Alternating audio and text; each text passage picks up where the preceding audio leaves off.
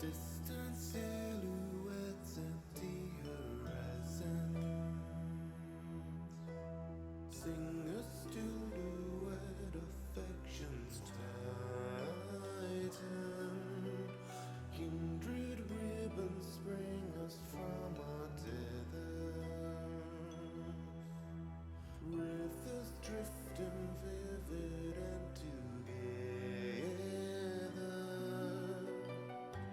Stay by my side. Soft songs in harmony. Stay by my side. Companions kind now, you and me.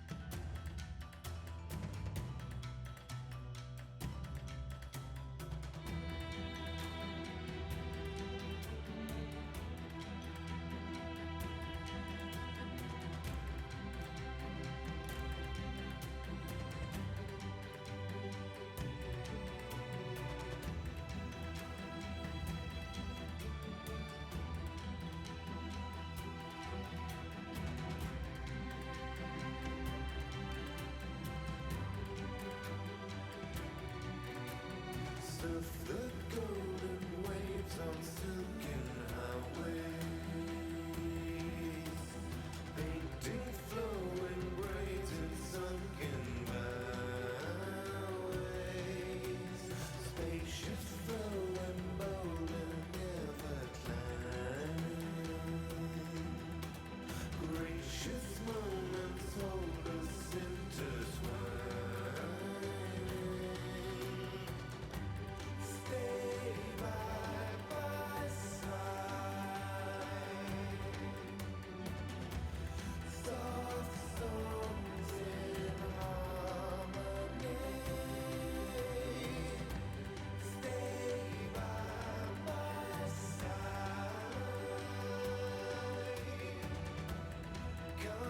Companions kind now, you and me.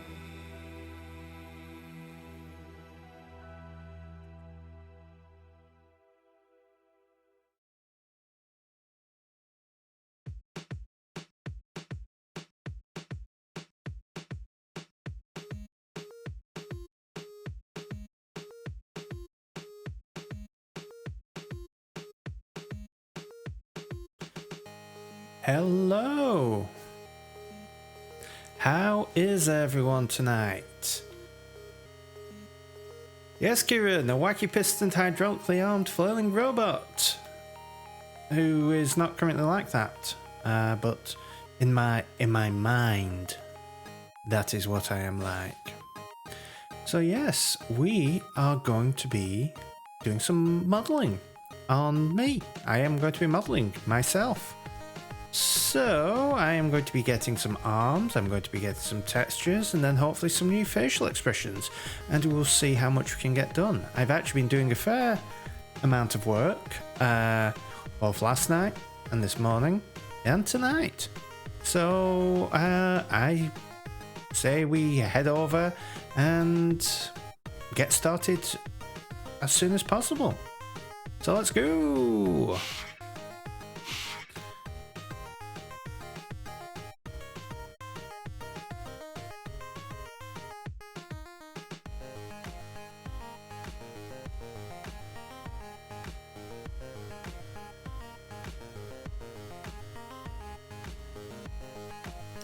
Okay, so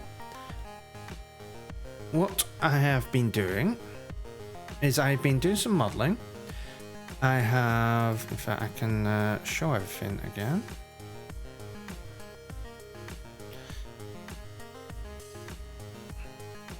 So I have changed my initial plan. Well, let's switch to layout mode. I've changed my initial plan of how I was going to do the arms.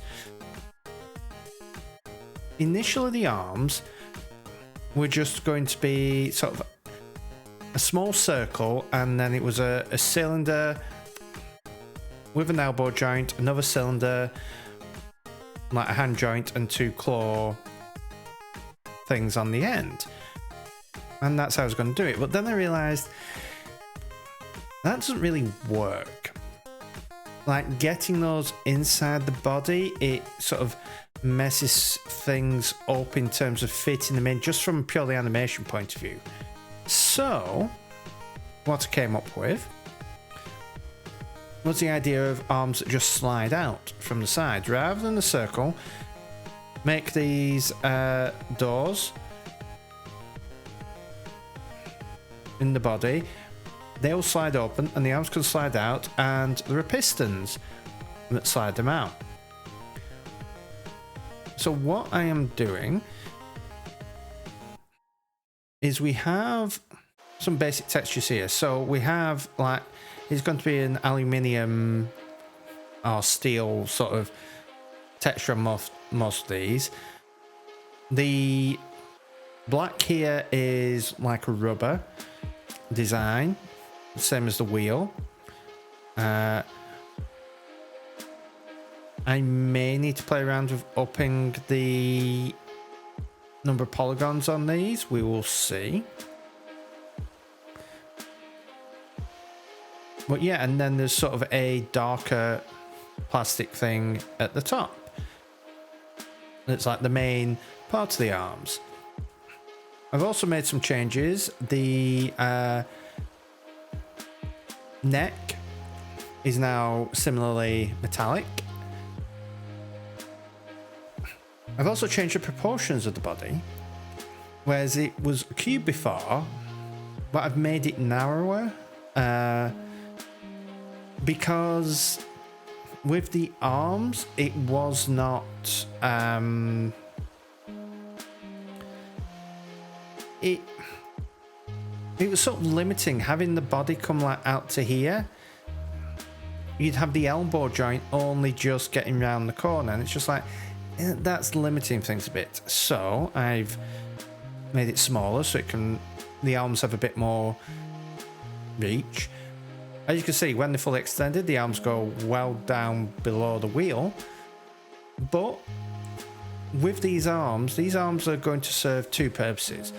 One, they're going to come out when I want to grab something and do basically like a grab animation to pick something up. And then also I'm going to have a button that says do the arm animation effectively, and what it is going to do is, based on my expression, do some sort of animation. So the arms aren't really going to be controlled by me per se, they're just going to be a bunch of pre-canned animations that when the animations aren't running, the arms sort of pop back into the body. So what and I decided, while I'm taking this opportunity, I mean, this sort of came out of, well, I've done the face, but what I need to do is start doing a lot more stuff in Unity. It would be nice to basically uncouple this from Blender. So at the moment, I'm using the actual Blender file in Unity. It may be nice just to create a finished version that can get imported and can just stay there, and I can tweak it inside Unity as a Unity thing rather than pulling stuff in from Blender. So we may play with that, but to do that I need to finish the modeling and the texturing and stuff like that. So what I am doing is I modeled the arms. I have taken the rig away because that was causing some issues, so I figure we'll do that from scratch. I mean, it's not that hard. It's a 1 bone, 2 bone, 3 bone, 4 it was like 4 or 5 bones there. And then what we need to do is rig up these arms, which are going to be parented to the rig, but they're not going to extend out of it because the arms need to move in, they need to extend, and so on. And there's no real deformation going on. So we just need them to basically change the position and rotation of things. We're not deforming vertices. So we can get away with being a bit simpler there. Now, what I want to do is finally do a bit of texturing on the body, texturing around the monitor. The monitor will be a lot simpler than the body, but these are the 2 big surfaces that I want to do some texturing on. So with the body, if I select that, I have been UV unwrapping the body and have it positioned fairly well, and I was just about, before going on stream, to select all and export UV layout.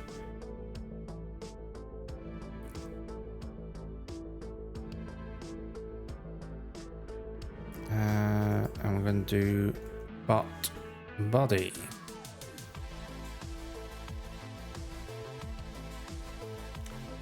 And actually, let's make it 2048 because this is our main character.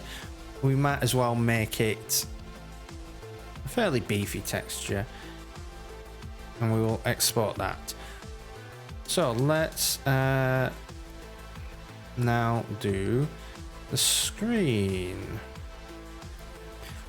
You'll also notice that I've taken away all of the planes and stuff up here that were used for the face. Those being removed because that's going to be entirely controlled in Unity. So what we need to do, yep, we definitely need some. What I'm going to just do is hide that. Right. Now, thankfully, those are hard edges, so this should be a lot simpler to do.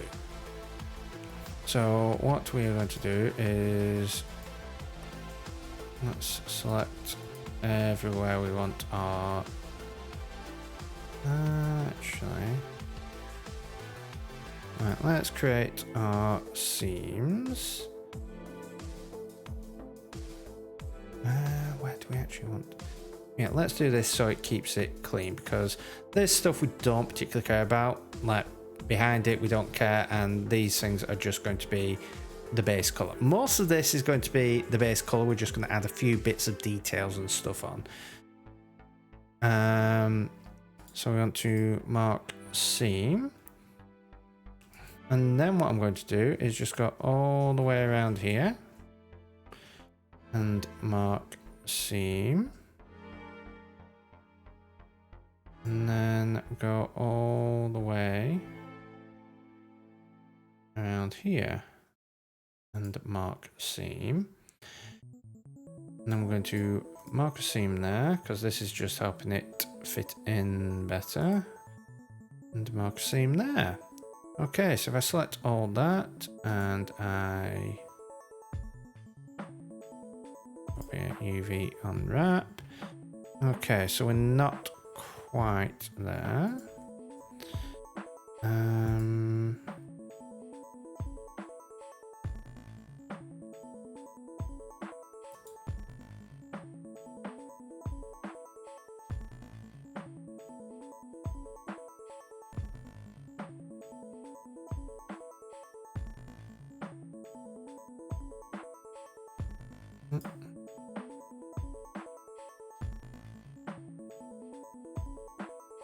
Alright, let's try that again.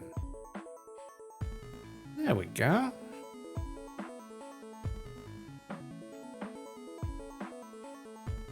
Now, we could scale this up.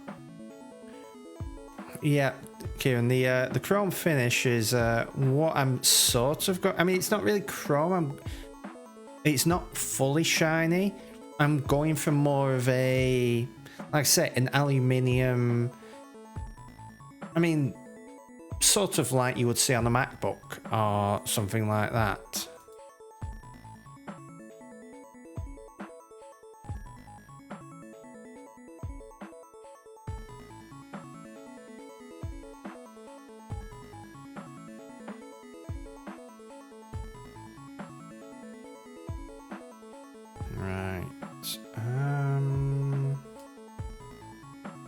Let's see, because we don't care about that too much.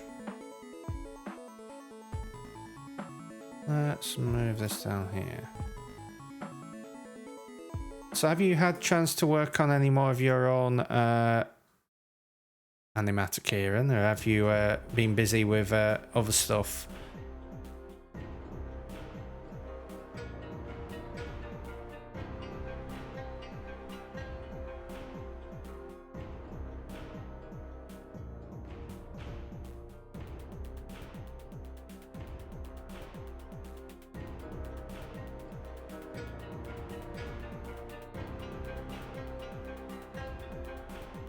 You know, I could probably, if I rotate that like that.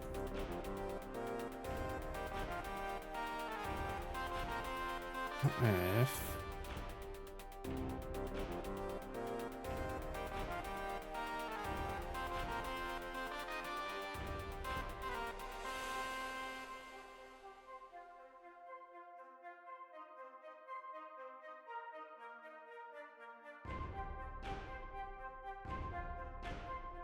okay, well, I could stick that there,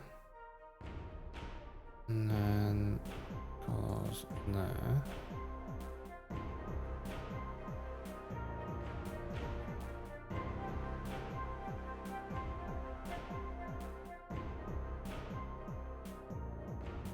Ooh, could I get away with that?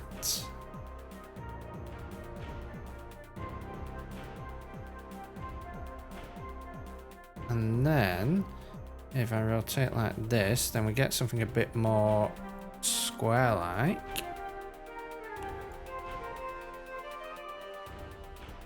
And then I can scale the whole thing up. And that.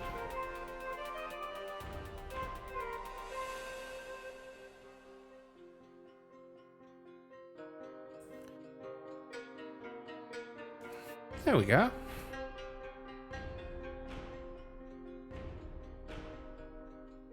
I think that looks fairly good. Is there anything else that we need to texture?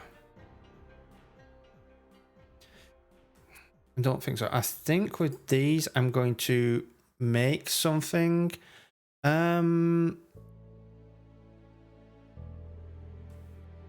Just make a basic texture that I can throw on that's just a bunch of noise. I could potentially do that as a shader.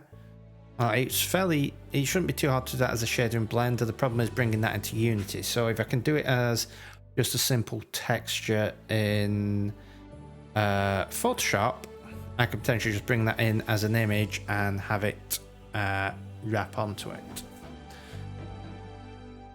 I'm also just going through all your Unreal code and leaving comments where you should have. Yep, that's good to do. Bookmark resources where you found things, but it would be just as sensible to comment on what things do inside the engine as well. Yep, again, very good thing to do. It's always good to write comments. You can never write too many comments. Some people are scared of comments and like, oh, they'll get stale and out of date and stuff like that. No, just write them. If you're worried about them getting out of date, write a date on them, and then you can work that stuff out. So yeah, plus it'll give you a little opportunity to review what does what when you make a build after the prototype. Nice. Yeah, I'm not too bad. Just been doing stuff. I mean, I've been getting my shower replaced. Finally, I've mentioned this on stream before about the saga of the NAF shower that was fit in this place and which broke. So I now have a shower tray in, and it is, well, it is level, so that's a plus. It is not in at an angle, which again is a plus. It is properly fixed down and supported, because apparently shower trays, a lot of them, you just get legs for the four corners of it, which seems great until you realise that all the weight is going to be in the middle where the person is standing. Like, why wouldn't you just put a leg in the middle? And the plumber was the same. Like, they always wonder why shower trays don't do this. Because if you look at a bath, it's got usually a thick piece of wood either underneath or moulded into the bottom. And there's stuff in the bottom. There's like a thing right in the centre where you think. Bread Monster, welcome. You made your bread model. Yeah, feel free to share in the chat.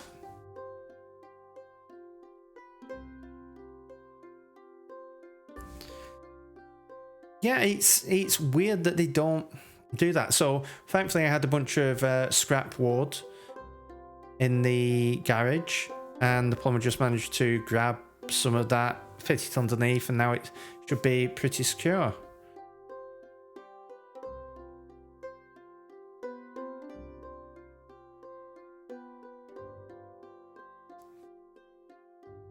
Let's have a look here. Are you okay with me showing this on screen, Bread Monsters?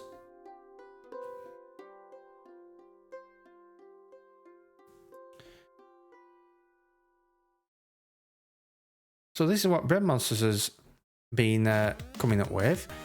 This look, like, this is improving over what you did, you showed before, like getting all the texture in the eyes especially have made a big difference to the look. I think yeah,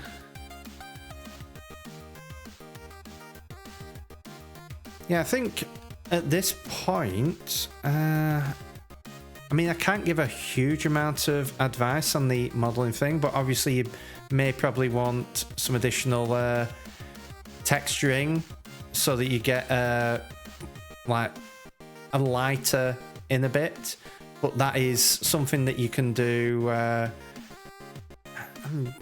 Probably need to do UV texturing for that.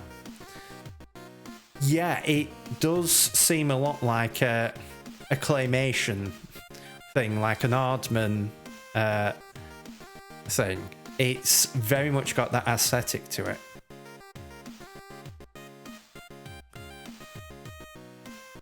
I do wonder if it might work having some eyebrows, just very simple eyebrows on there for expressions, because eyebrows can really help with expressions a lot. So that could be something that is worth playing around with. I mean, it may not be like, do not take my advice. I am not a character designer. There are people who are far better character designers, far better 3D modelers, far better pretty much everything. It's programming is what I'm good at, but yeah, this is, you are getting a character, which is the hard bit. So, and it's always the thing of, you'll always be improving the character as you learn additional stuff. You'll be adding stuff. That's what I'm doing now.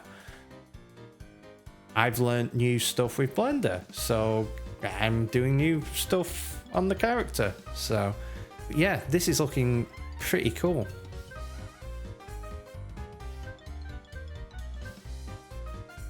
So yeah, keep up the good work.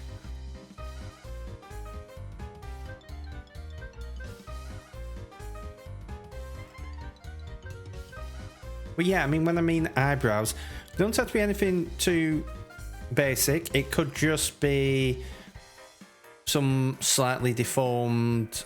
Well, it could just be like two.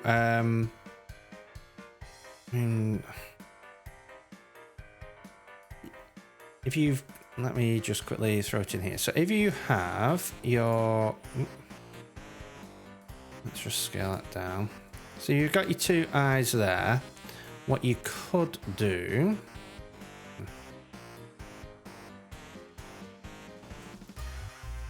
something as simple as, where are we? You scale it down, scale it in the Z.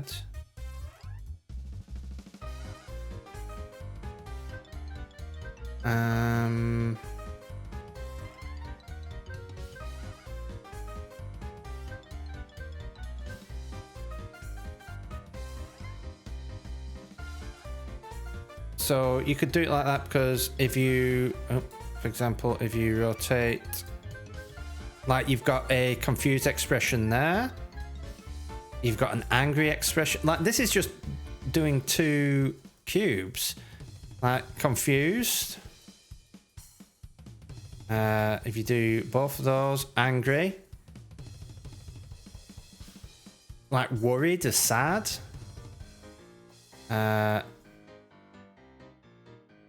That's another confused. So, I mean, a good place to look is look at emoji. If you're looking for expressions and how the eyebrows and stuff, have a look at like on your phone or your tablet or your computer. Look at emoji and look what they do. But yeah, I mean, as you can see, eyebrows just give you so much. You've just literally, I've got two spheres here and I've got two like cubes, and I'm able to give you like, that's sort of a WTF look, whereas that's more of a concerned, puzzled look. And it's just rotating these manages to give you so many expressions. And it's like you can create expressions just by rotating some stuff. So it's, some people are like, oh, you've got to make things super complex, and it's no. I've literally got two of the most basic primitives in Blender, and just via some scaling and rotating, you can make expressions with them. So,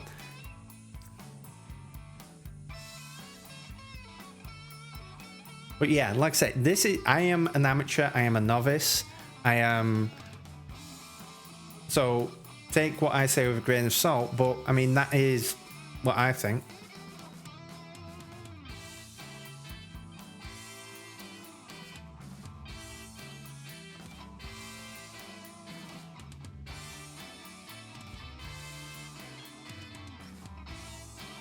One thing that is always the case is it's always far easier to look at something and critique it than it is to make something good.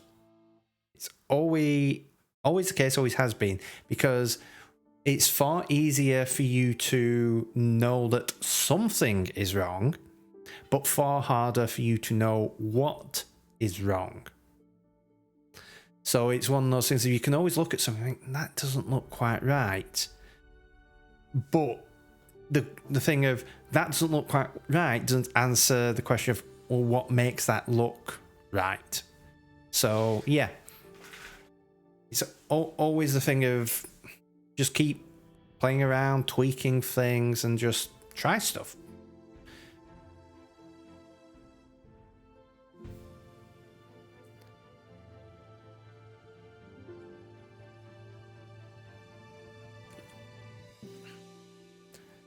Well, yeah, I actually today bought myself some new headphones because I'm using my earbuds at the moment. They are, I think I said last stream, they're a bit painful after you wear them for a while. Now I have AirPods, which are a lot more comfortable, but They have two problems. One, they seem to completely mess up the audio in terms of streaming, and I don't know why.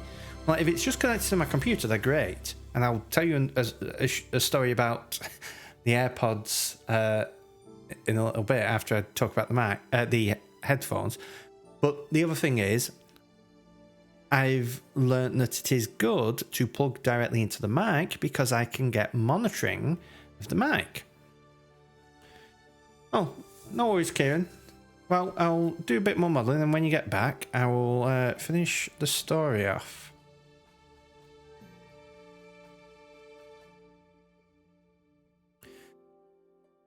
Right, so what we want to do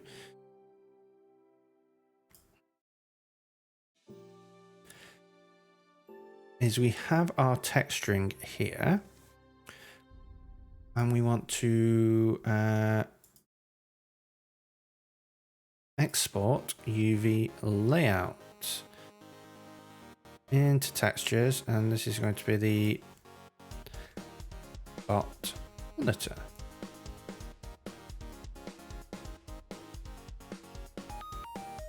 Okay, so what we should be able to do, that's the ship we want.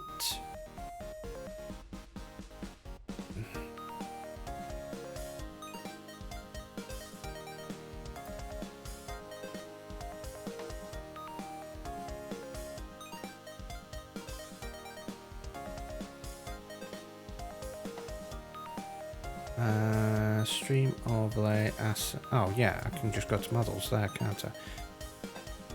Bulky bot. Right. So we've got bot body and we've got bot monitor. So if I open these up, we can see we have the stuff that we had before, which is fantastic. So the first thing I want to do is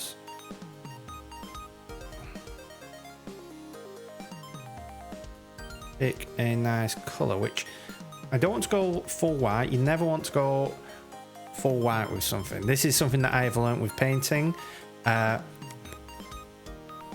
White is good for highlights, nothing else. Never go pure white, always go for light gray.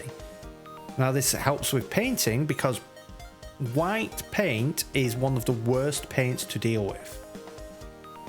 White paint and yellow paints are the two worst for completely opposite reasons. White paint is terrible because it has the largest pigments and therefore is generally the thickest and the hardest to get to flow right, whereas yellow paint is generally the thinnest and therefore the hardest to get a coat on. Which is why you go for light grey, because it generally has a mix of smaller pigments in and it flows better. But also for stuff like this, you probably want something about that, maybe a bit lighter. Let's go for... that looks alright. I'm going to do the same here. Okay, first thing I am going to do is we have the PSD. I want to go up here to the Pilkybot.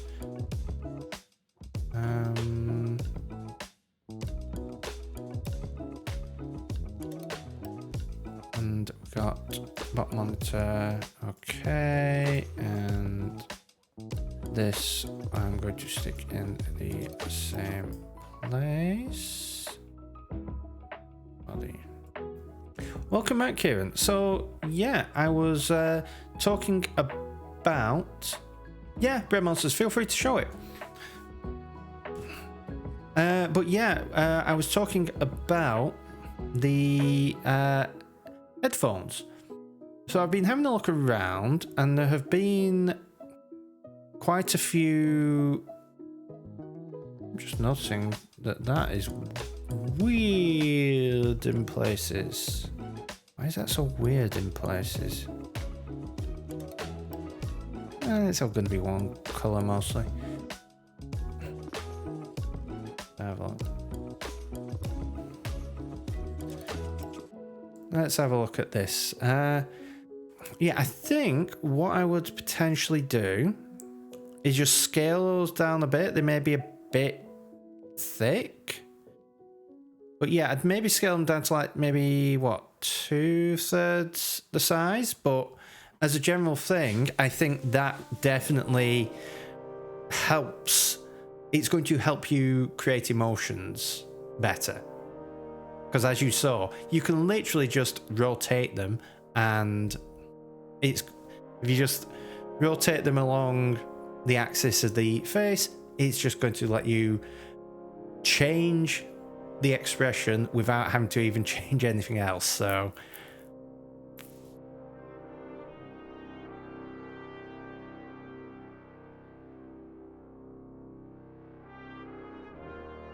but yeah, so with the headphones, I got some recommendations,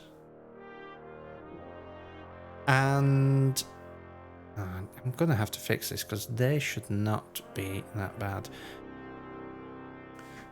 So yeah, I got some recommendations for all sorts of stuff. I got what did I get? I got recommendations for some Sony ones. Like people recommended Sony, people recommended, I think, Marshall, which I hadn't really thought of them making headphones, but I mean, they make like amps and speakers and stuff like that, so it makes sense that they'd probably do stuff like headphones. And then I had a look around online and looked at some reviews, and I ended up settling on a choice of 3 that all seem to be fairly well recommended. And my requirement was they had to be comfortable. The sound quality wasn't like amazing, because if I want sound quality, I've got the AirPods. So, and I'm usually listening through speakers anyway. So they just need to have decent enough sound quality, under £100, and wired. Because the key thing is, if it's wired, it plugs into my mic and I can monitor and I can hear my voice.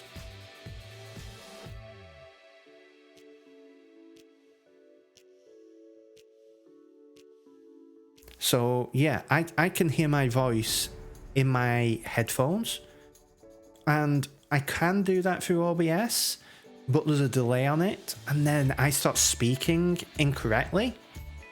It almost sounds like I'm slurred if it's going through OBS, because there's a very slight delay on it, so I'm hearing it back, and it's like you can't do it. Whereas with this microphone, because the headphone port is in the microphone, I'm getting as close to 0 latency as you're going to get. So I can hear my voice, and I can actually change the mix on the mic of how much is my voice, how much is the computer audio.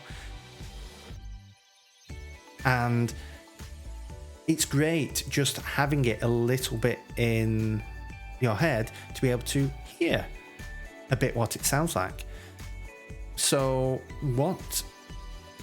that's why I wanted it wired. So there were 3 options, and let me bring up these options. Oh, did not mean to do that.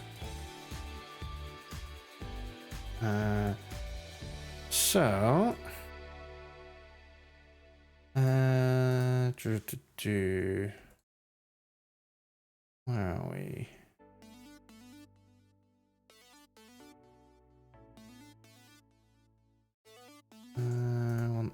Want that, and we want, can't remember.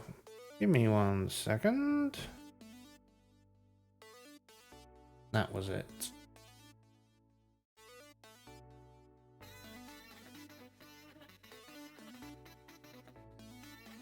So the first one was some Sony ones, which I think I have actually tried, and I think I've actually tried them in school. So if I search for, what is it, 7506, was it? Only 7506. Headphones. Here we are.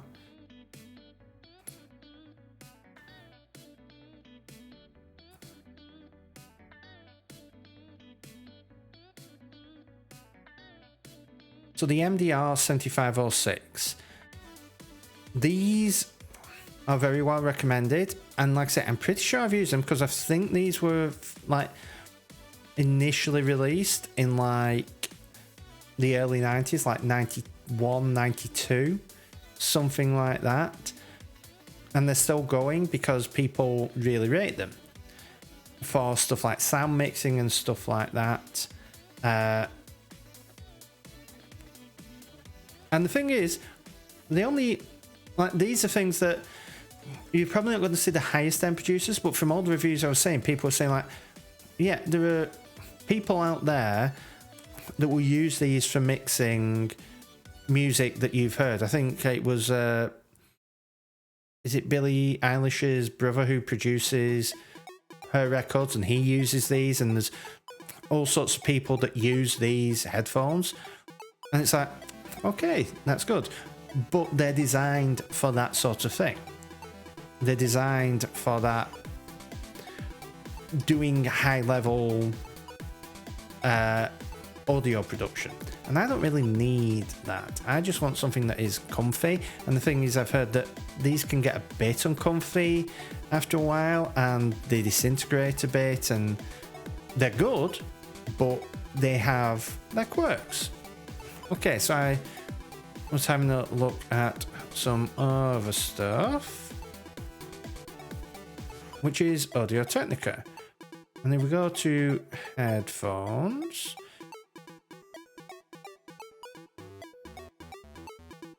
And what was I looking at? These, the MX30X from Audio Technica, which again, there were some mixed reviews on. Some people said, oh, these are really great. You can use them for monitoring and stuff like that. But they have problems. They're maybe not the best. They usually come below the Sonys, but they're a bit cheaper. They're usually even cheaper than this. You can go more expensive and go up to the M40X where you can get replaceable cables, but uses a proprietary cable on the thing, and it's just like, do I really want that? And it's like, sometimes again they can get a bit uncomfy. And then I thought, well, let's move away from that and let's just look at headphones in general. And I will say Soundcore has the worst website because it does not work. So I started having a look, and there were recommendations for Soundcore. In fact, it was someone who I was looking at a review of these, and he said just for general music listening, they recommended the Soundcore Q20. And you can already see it is cheaper, but the thing is, while these may not be like professional monitoring headphones or anything like that, they've got noise cancellation. Yes, they're wireless, but the key thing is they can be plugged in, and that is the important thing. So I can plug them in. But the thing is, there was also a recommendation of these, the next one up, the Q30, being a lot better. So what I ended up settling on was getting a set of these, because yes, they're £80, but there's an £18 off voucher if you go for the black ones. So it's like, it's £62. So yes, it's cheaper than this, it's cheaper than this, and apparently they sound pretty great. In fact, there was one review where they were looking at a bunch of headphones in different ranges, and it was the Q30 were seen as the best sort of budget options in the under £100 thing.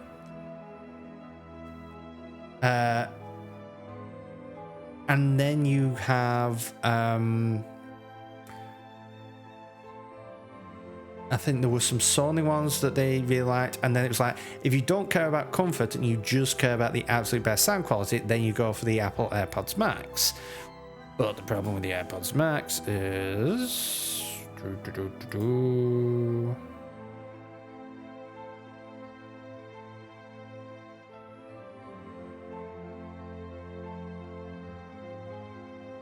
that I'm not spending £550 on some headphones, no matter how good they are. It was... How much were AirPod Pro? Yeah. Now, everyone who I have heard who has listened to the AirPods Max says like some of the best headphones they've ever listened to. Like there are headphones that are far more expensive that aren't as good as them. Like the sound quality is like completely brilliant. But I mean, the other key thing is they're pure wireless. They don't even have a headphone jack, which is one of the things that I want. What are the AirPods Pro? Yeah, so AirPods Pro, which is what I've got, are 240. Though these are like AirPods are probably the Apple product that gets the most discount. So I think they were only like 180 that I got them for, and it was 180 plus I got some like Morphe charging things thrown in for free. So it ended up being a fairly good deal. But I mean, even that was sort of like, do I want to spend this much on them? No, I ended up saying yes because of the fact that the Lightning connector ones are just a complete pain, because yes, they only cost £15, but they also break in about 15 minutes. So yeah. But yeah, I ended up getting some, and again, I could have used the gaming headset that I've got at the moment, but the whole point of this new mic setup is the convenience of not having to remember to bring the gaming headset up constantly. It is wanting to have a work setup and a gaming setup. So this allows me to have that. It's the convenience of not constantly having to run around, and whenever I need to do gaming on the headset, I've got to remember to come up and bring it down, and it just helps me separate them out. And it also, I don't need a microphone on these. It just makes stuff a lot easier. So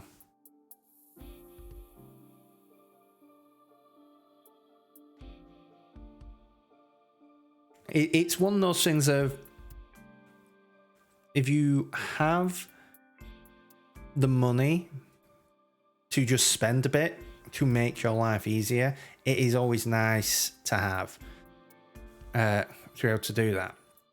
If I didn't have the money, then yeah, I'd just be going around swapping those out, or even just getting by with these earbuds. But again, I mean, it's just, I've never liked Apple's hard earbuds that much. Like, I've put up with them for short amount of time, but long amount of times you can't do it. It's why I went for the AirPods Pro for the regular AirPods, despite them being more expensive. It's because they've got soft tips on them, and it's just one of those things of, yeah. Right, so let us fix this up.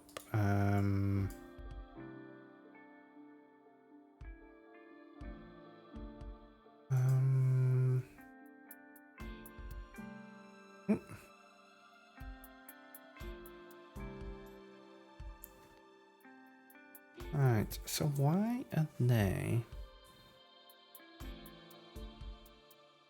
Why do... Let's hide this. Let's just catch up on chat. I already actually have Discord, but I don't have a Discord for the stream. And the large part of the reason for that is that I'm already in a lot of Discords, and I just don't want to add yet another one that I need to manage myself. So it's just one of those things of, maybe at some point in the future I may do that, but right now it's I don't want to have to really manage that. Right, where are we?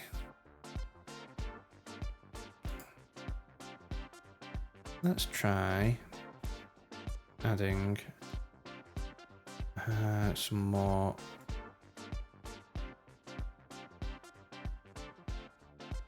Oh, not there. There. Let's add some more seams.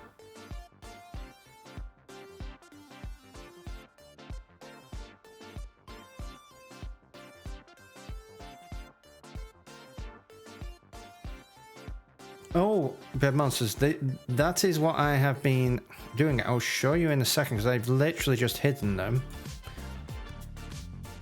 Because that's what this space is for. This is where the robot arms hide. I'll show you the robot arms in just 1 second.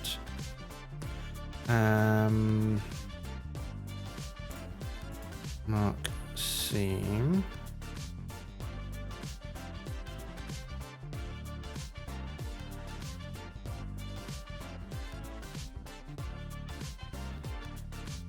Right. So let's see. That and that. And that. Right. So they're all selected. Oh no, I need to do it all. So this is going to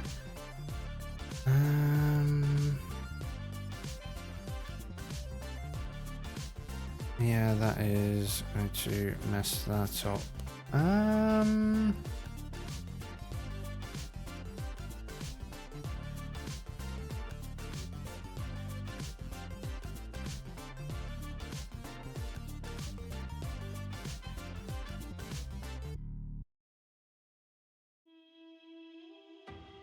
mean, what I could do. Kieran, you wouldn't happen to know a way to basically say, like, take what I have selected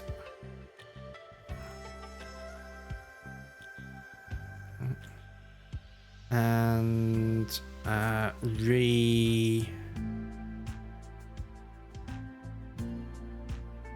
mean, I suppose I could then scale that down.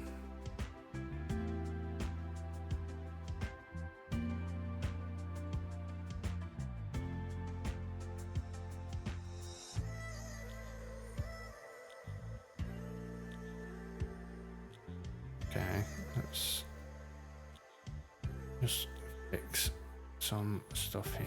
So, what I think I want to do is let's just select all the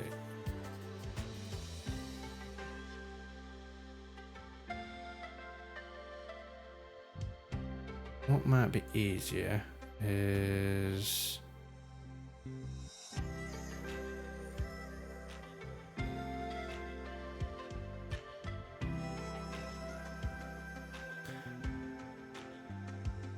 it's going to be, is there a way to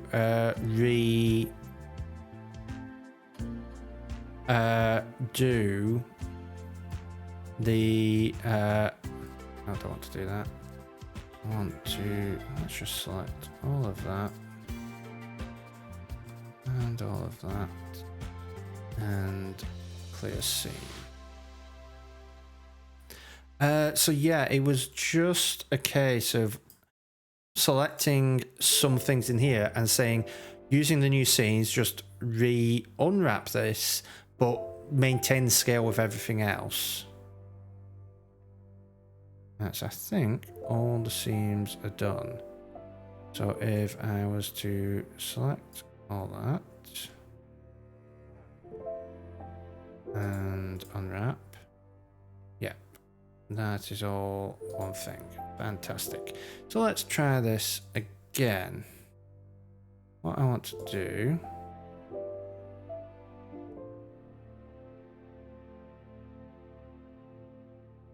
mark seam there.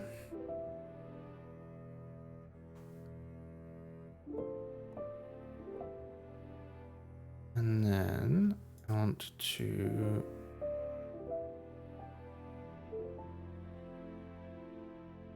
mark some additional seams here.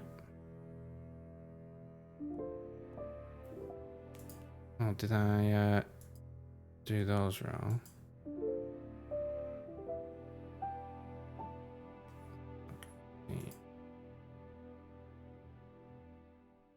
Right, and then what I'm going to do is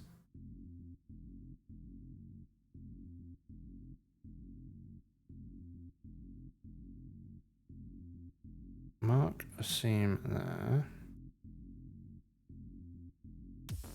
Mark a seam there. I want to mark a seam there.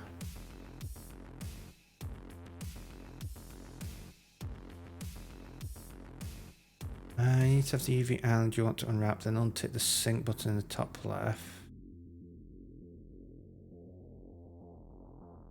Okay. I think I have the seam, so if I unsync, oh, I want to have it selected.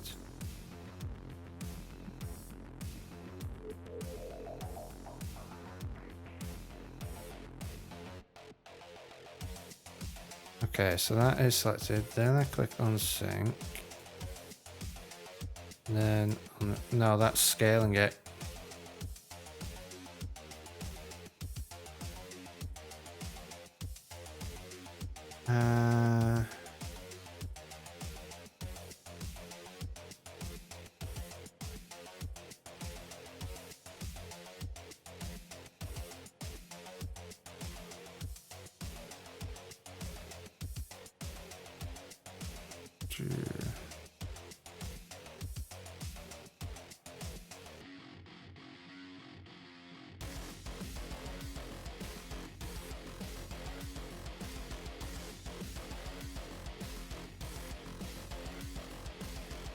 Okay,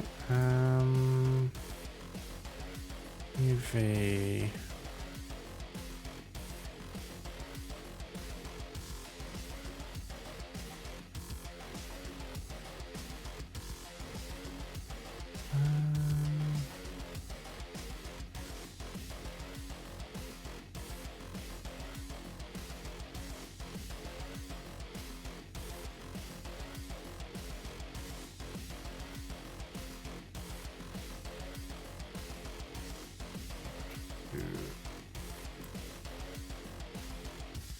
Blender, re-unwrap, re-unwrap,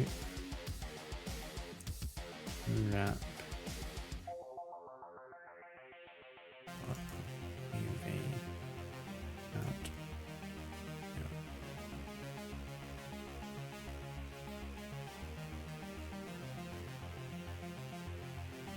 You had some pinned.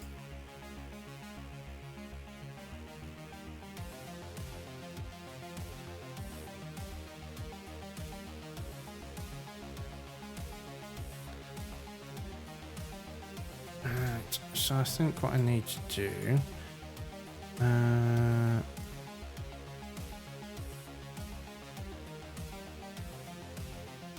what the hell does straighten X do then if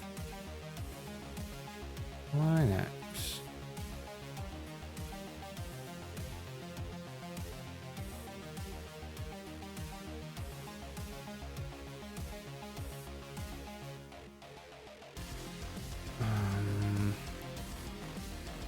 Right. You know what? Can I pin those?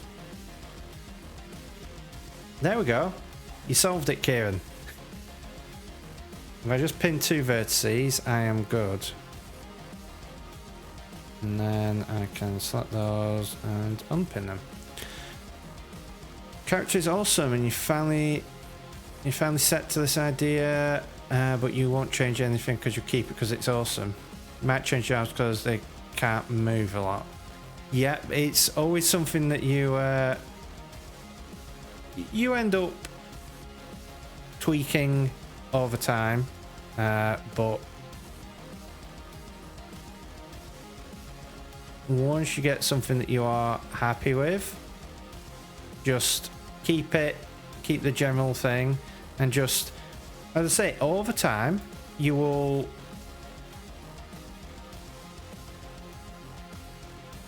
learn new skills, and those skills will be like, oh cool, now I know how to do this, well I could do this.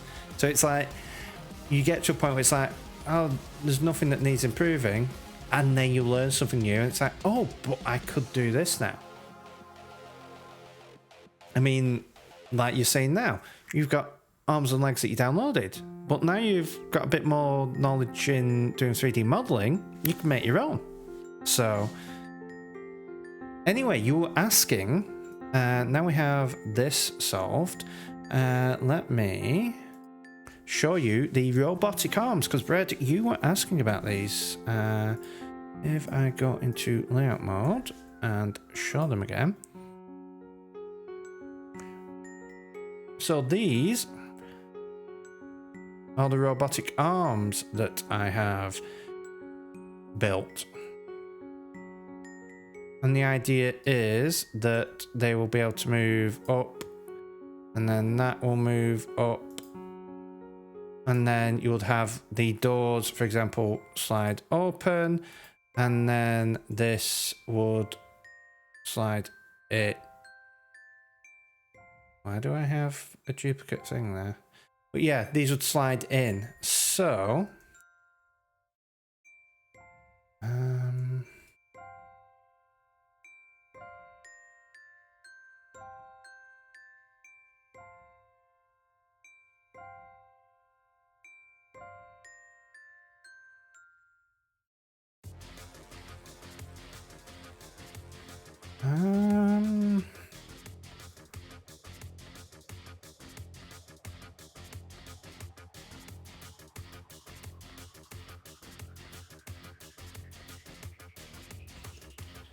there we go, I can delete that now.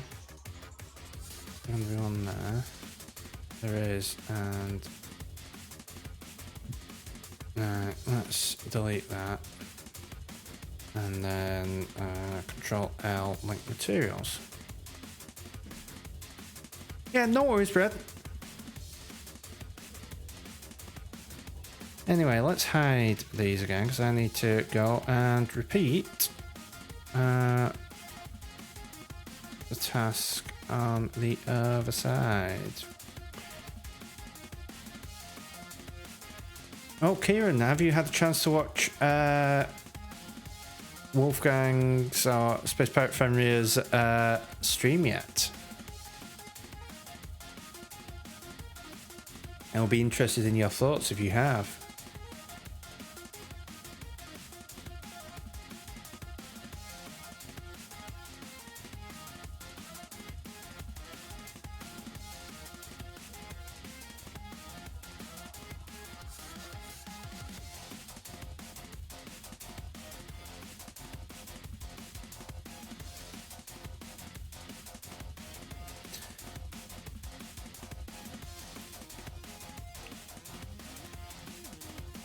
Yeah, they have a really good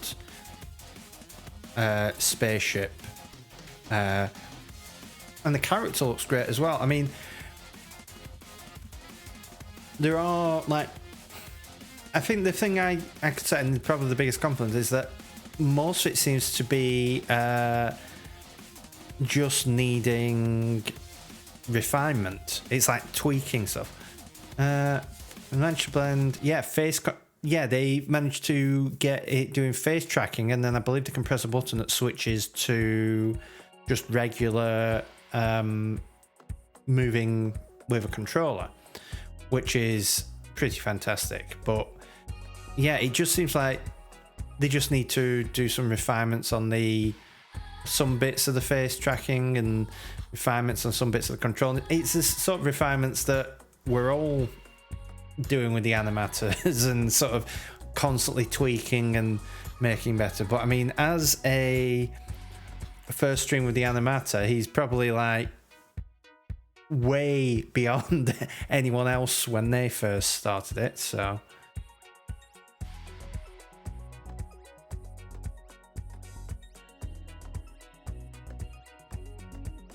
yeah, and it's something different. I mean, everyone is doing something different. Gwilym is doing most of his game streams and building things up in a layer. You are doing everything in Unreal and having the chat embedded in the world and doing all cool stuff like that.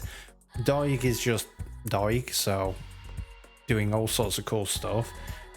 And Fenrir's doing all this really cool stuff with face tracking built in. So there's all sorts of fantastic stuff going on. Right, so, and you can tell he's been putting a lot of work into it, which is great to see. And it's great to see that it's like come together so well for him, because it's obviously been a lot of work. You want to make sure that it all goes as smoothly as possible. Though from what I understand, it sounds like his cameras broke right before streaming, which is just like, yep, that's gonna happen. That's being an animator streamer.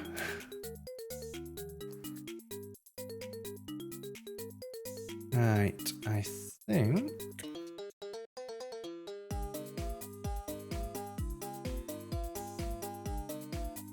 that is everything. So we'll do that. We'll select those vertices and pen, and then we will unwrap. And then I just need to select some of these and just shift them out. You don't need to be particularly accurate because we're not going to be doing too much with these bits. They're just going to be coloured a certain way. And then actually position wise they look fine to me. Okay,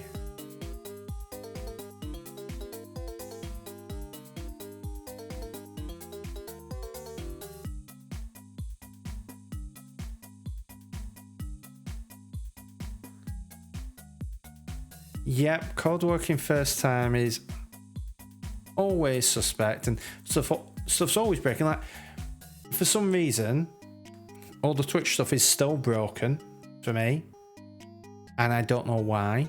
Because if I do all the test stuff, it all works, it all functions. It's just Twitch is not calling, so I need to fix that at some point. But the problem is, at this exact point, because I'm doing the Blender model of importing into Unity, I cannot rebuild my app.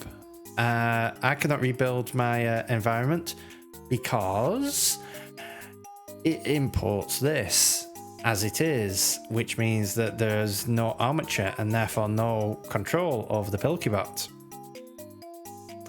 So yeah, and there's no face on the Pilkybot because I've removed that, so it's going to be a while before I can actually do a new build.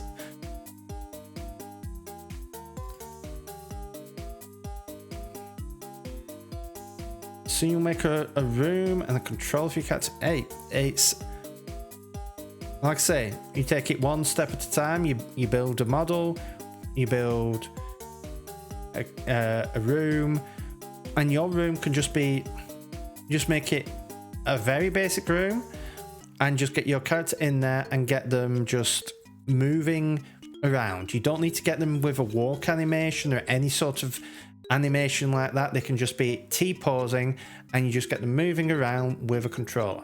Once you've done that, you've done a lot of the hard stuff because you've actually got something that you can build upon. You've got your foundation. and then you add stuff like animation stuff. Like it took me until a few weeks ago to add just the simple bouncing animation to the bot. It took me a while to work out how I wanted the bot to look around. I had a control system that ended up not being particularly great, and I ended up having too much freedom, and I ended up changing it, giving me something much simpler, and it just helped a lot to have something that was simpler but more expressive. Like before, I could look all the way up and flip my head all the way back and look all the way down, and I mean I can still flip around like this, but now this is the full range of motion I normally have. But it is like previously I would have to tilt like this, and then if I wanted to go back to center I would have to rotate the actual thumbstick to get to the right bit, whereas now I just take my thumb off the joystick and it goes back, and it just gives me so much more expression, and I can do things because it's tied to the thumbstick precisely, and it's just where I position the thumbstick is where I'm looking rather than how much I'm moving. It's just so much easier to control, and it just seems, well, yeah, it just seems a lot more expressive, a lot easier to be expressive.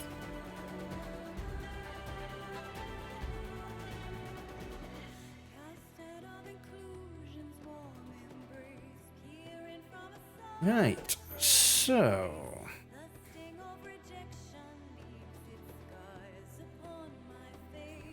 if we go into Photoshop, we're going to close that, and what I am going to do is go to Blender, select all,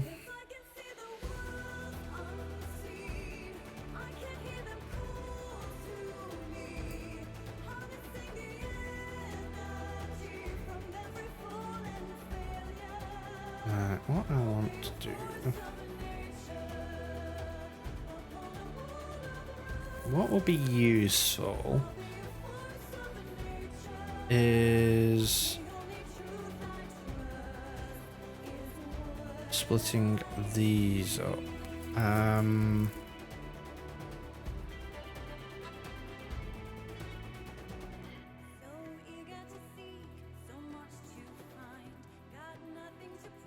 Right, so I've got a seam there, so I want to add a seam,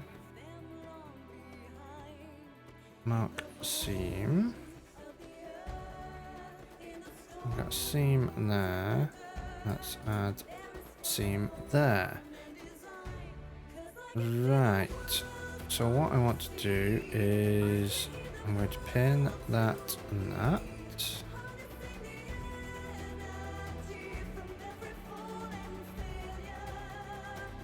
The where are we? Your message about making the room and the controller. Yeah, I read that one.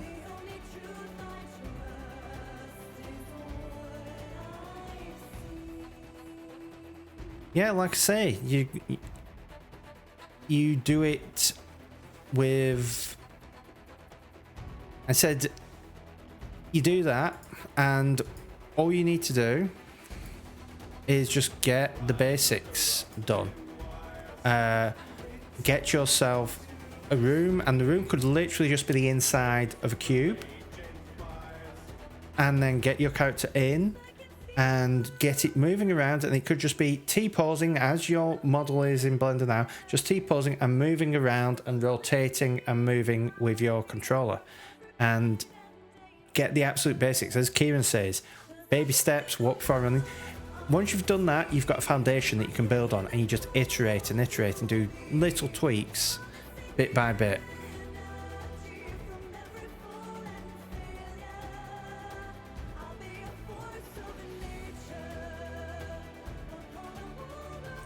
What the hell are these straighten things meant to do then? Besides nothing. Like, okay, let's select that. Straight and Y. It does nothing. It does absolutely nothing.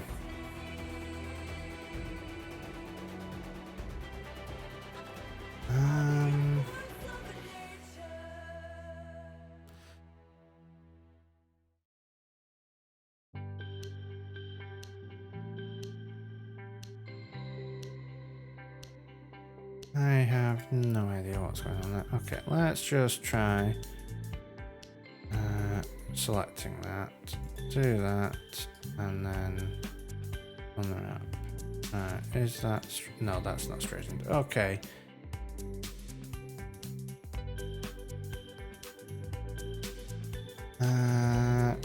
Yeah.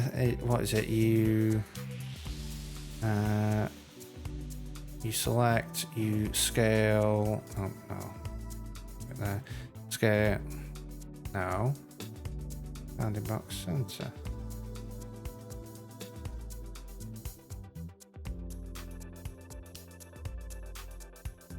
Okay, that's not gonna work.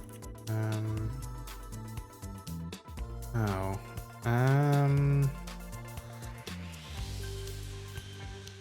Yeah, I need.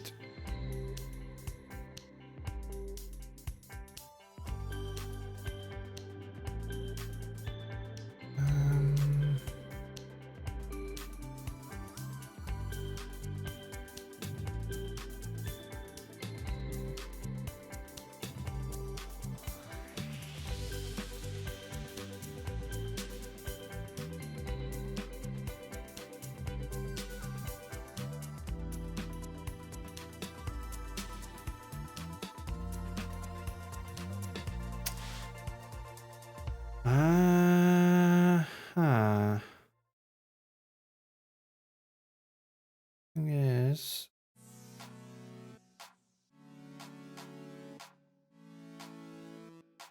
Oh yeah, for me the pixel is the best one I've done.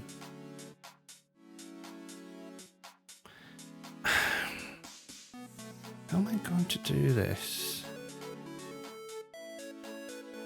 Oh, because it is not straight, is it? It is at an angle.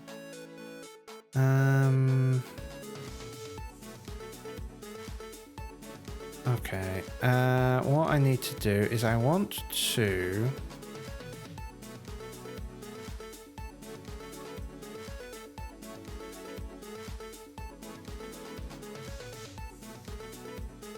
I want to rotate this so that this line is straight. I wonder if there is a way to do that in Blender.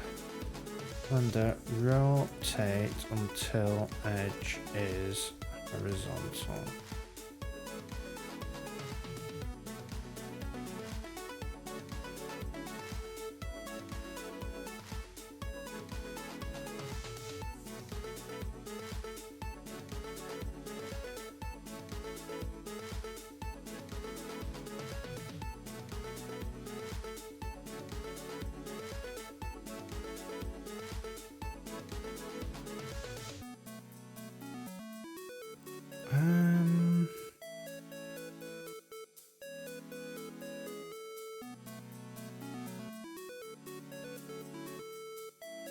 How would I go about that? Kieran, I don't suppose you would know, because this line is on a slight angle, and ideally I want it straight, because these two should be parallel. Because if I can straighten that out, then I'm good. But the problem is I can do it by eye, but I don't want to have to rely on that.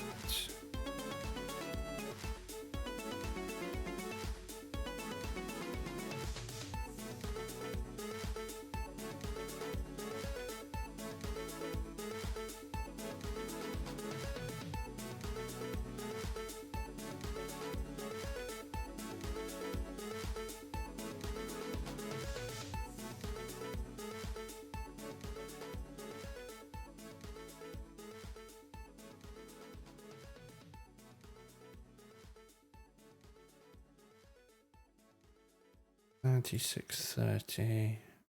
590. 518.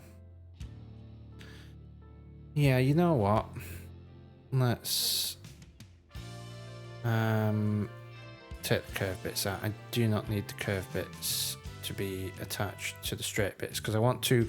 The curved bits are going to be coloured, but the straight bits are going to have some stuff on. Let's mark a seam. Actually, I want to have a bit more room to work with. Mark seam. Mark seam. And mark seam.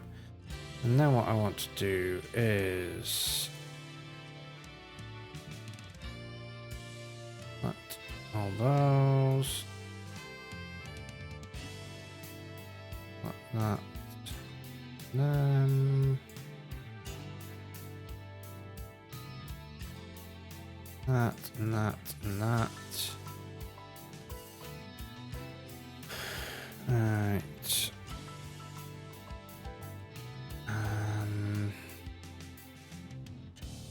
That and that. That and that. That. That. Pin.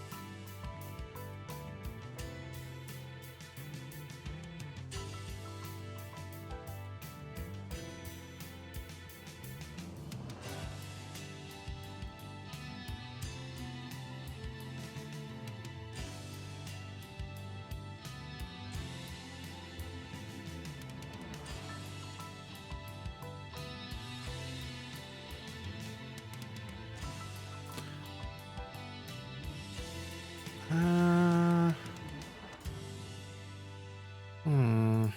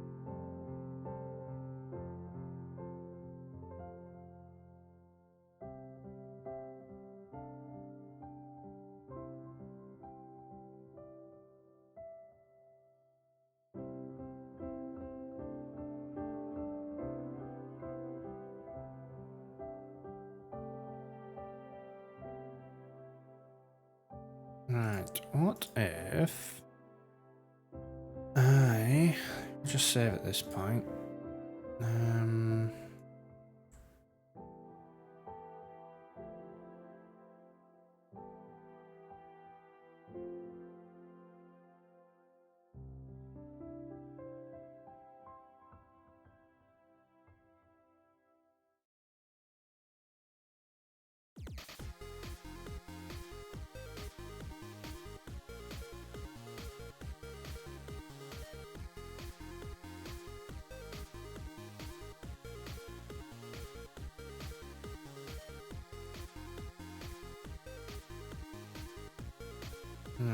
So that's all those and ooh.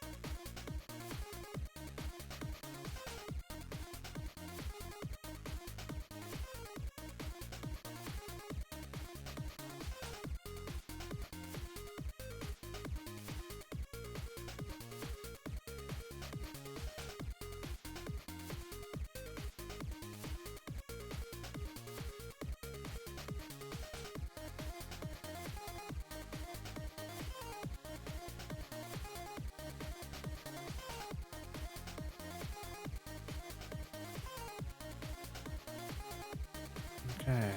Now I can bring that back up.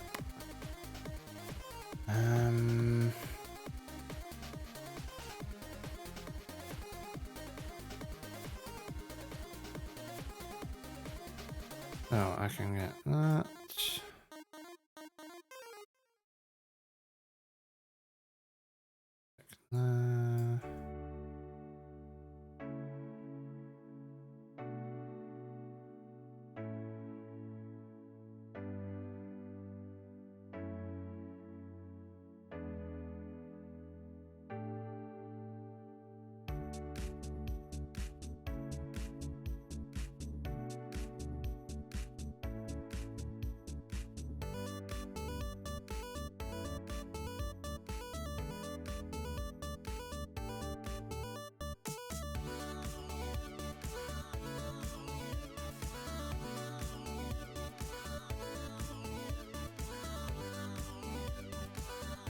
Don't care about those, they're just going to be coloured in.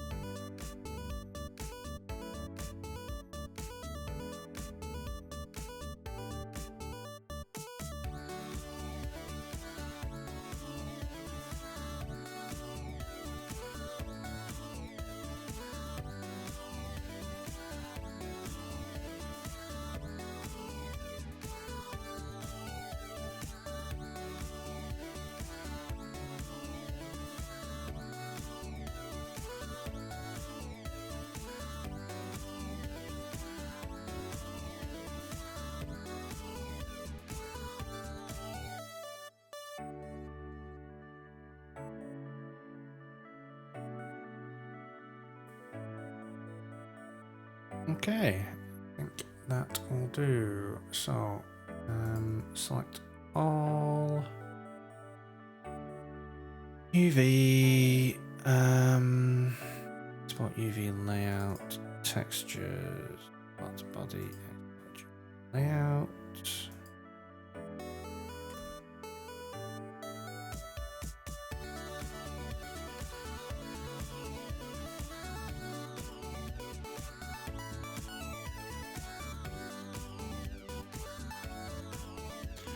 Unreal done with for today. Time for a fresh cuppa. I don't know how you managed to drink caffeine that late and actually get sleep. I don't really. I think my last cup of tea is usually like 3:30 at the latest. Usually before then. From that point on, I am purely on cordial. Oh, occasionally lemonade. Okay, so we've got this in.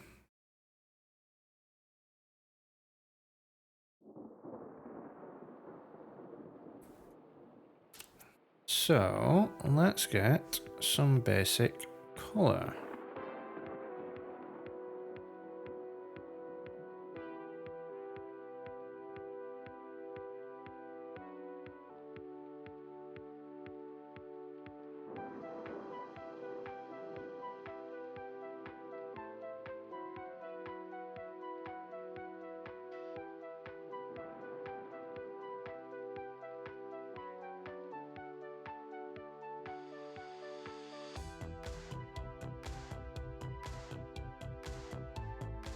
Right, and what I want is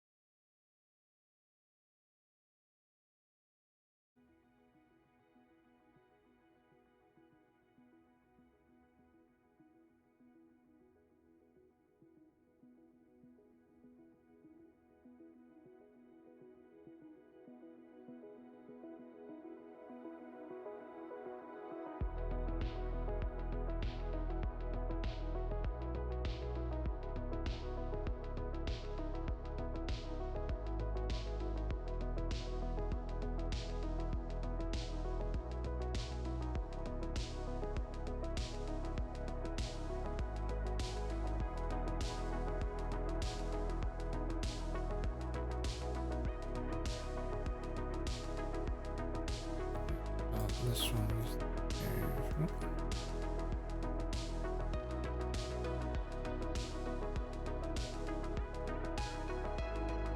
actually no, probably this one needs to move that way.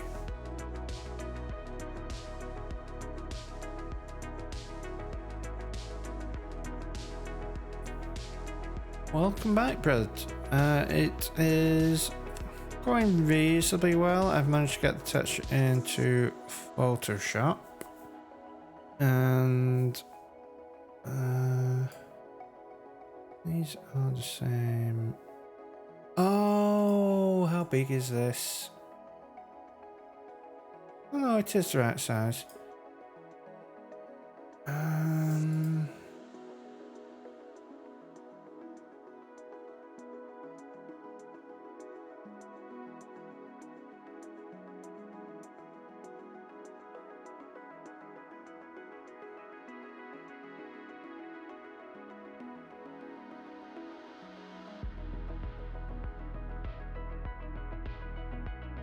Okay, so from there, that wants to be 8.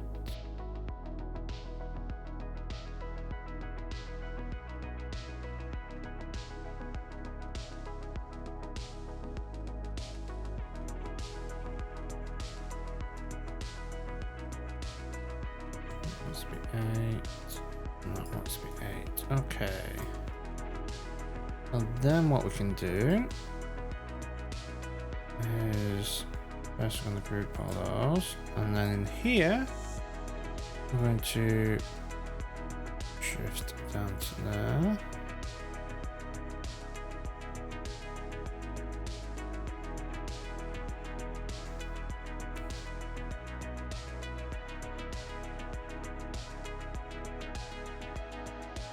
Yep, that's the B-Sod theme. Blue screen of death.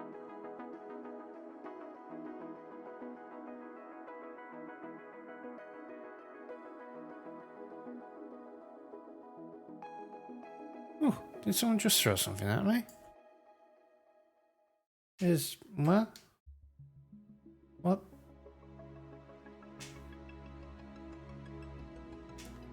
Yeah, I think we've got an infestation.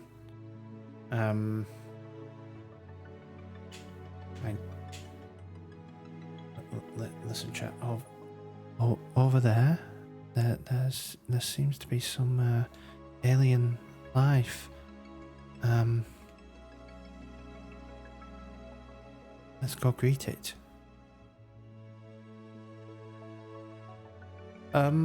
Yeah, yes.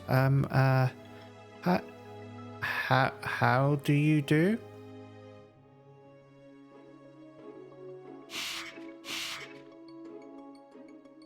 I don't think they know how to talk.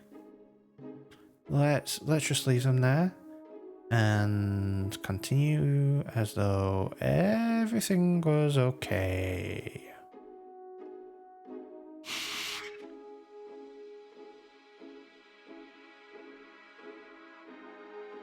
Out of sight, out of mind. Just don't look. Look at the screen.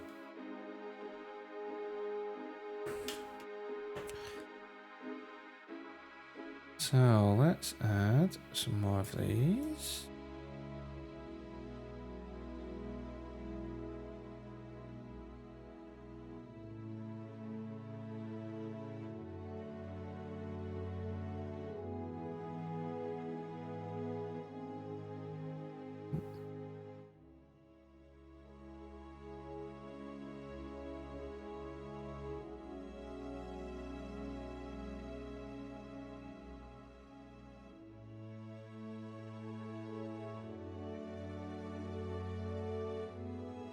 Okay, so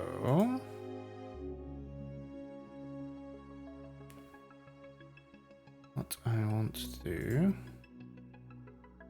is select all of these, rasterize layers, and merge layers. So then I can do this and center that around there. Okay.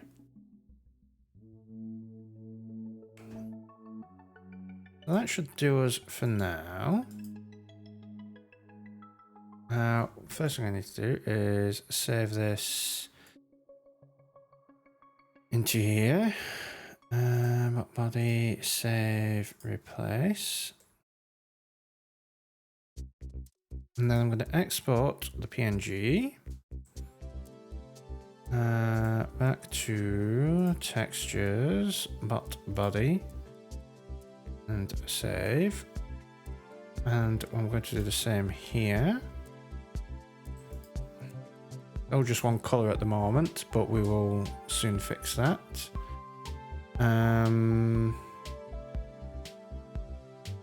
Save that, and then we're going to go into Blender.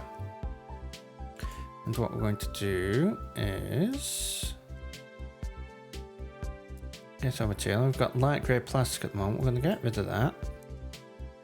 We're going to create a new material, which is body.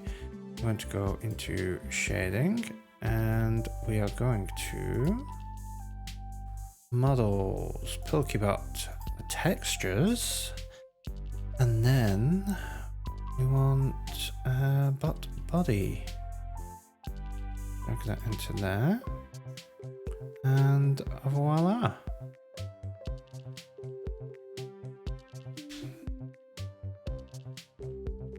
The Pokebot has vents on the bottom.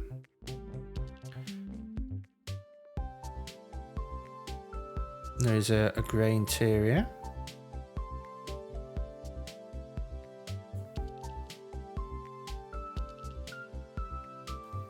We actually need to take this trim off and make this trim look like that, but that is okay. And then what we want to do is select the screen, and all we're going to do here is get rid of that, create a new, and this is going to be monitor. And again, we are going to bot monitor, base color, and there will be no difference there because we haven't made any changes. But what we can now do is, let's go to the monitor and let's do one of the things that I want to do. Now, one of the things that I want to do is I want to go here, I want to go to M3, marketing. In fact, let's move over here so I don't show anything I shouldn't do. Logo.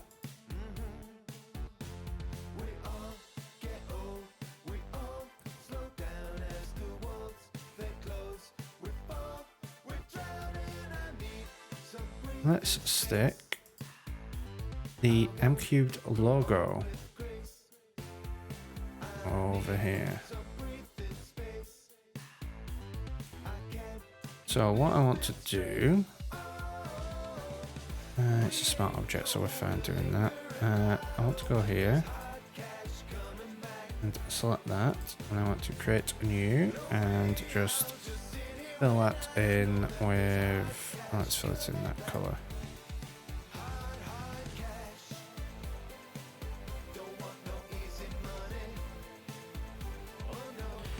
And then what I can do is center them.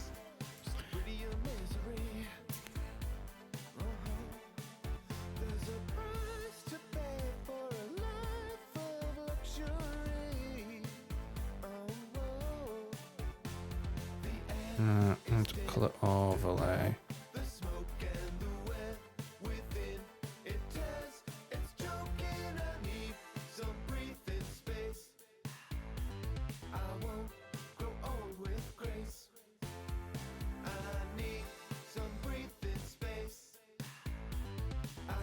Then I want to add an inner shadow, which is going to be I'm going to go to 90 degrees. 90. Darken.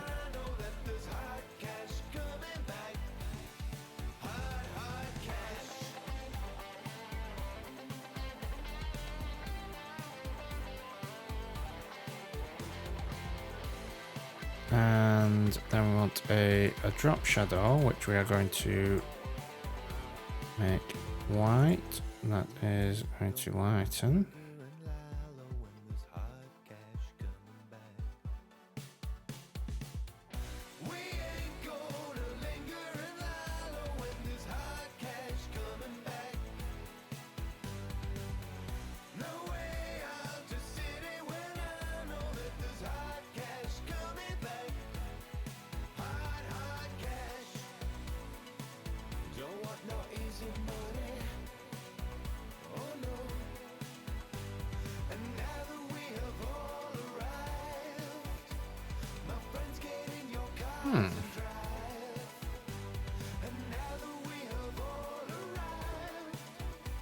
Oh, it's because of the opacity.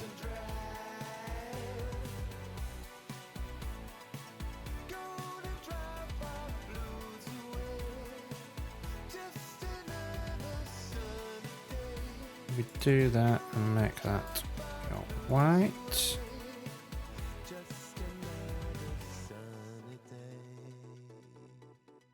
We've got a bit of an embossed cube logo there.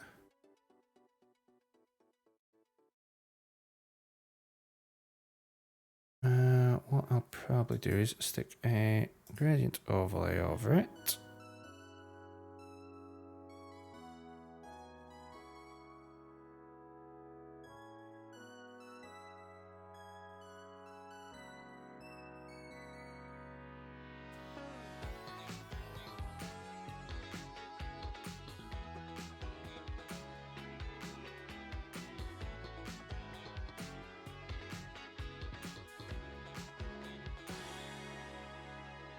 Okay, so you can't do gradient and that. Oh.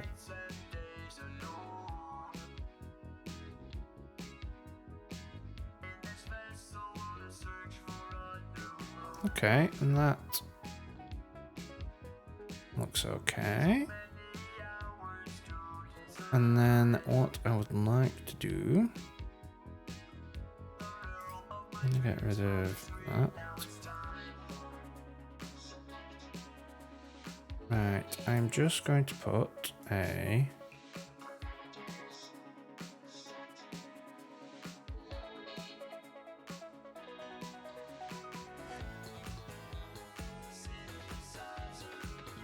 going to go here, select that, just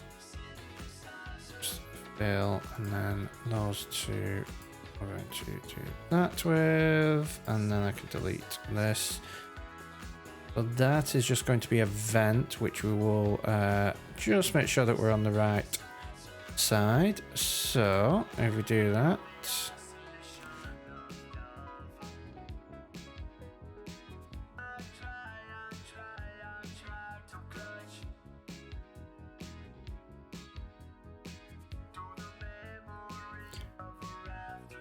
what do I do for my emotes? So to get custom emotes on Twitch, I believe you have to get to affiliate status, which give me 1 second. So the emotes, I just created those in Photoshop, but I may have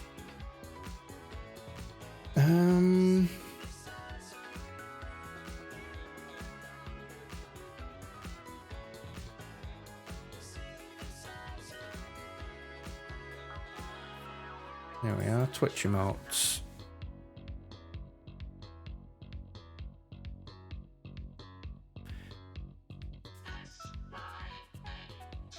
So these are all just emotes that I've created in Photoshop. There are some animation things you can use in Photoshop. They're a bit iffy, but I've done that for the one animated emote I have. But to actually get the emotes, you need to get to affiliate status on Twitch. So that, I believe,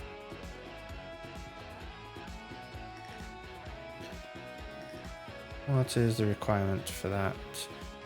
At least 500 minutes total broadcast in the last 30 days, at least 7 unique broadcast days in the past 30 days, an average of 3 concurrent viewers or more in the last 30 days, and at least 50 followers.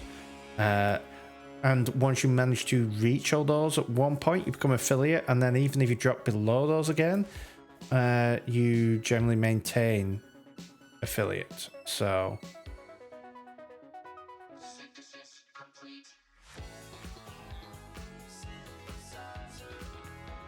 well, I mean, you would be surprised because I don't believe I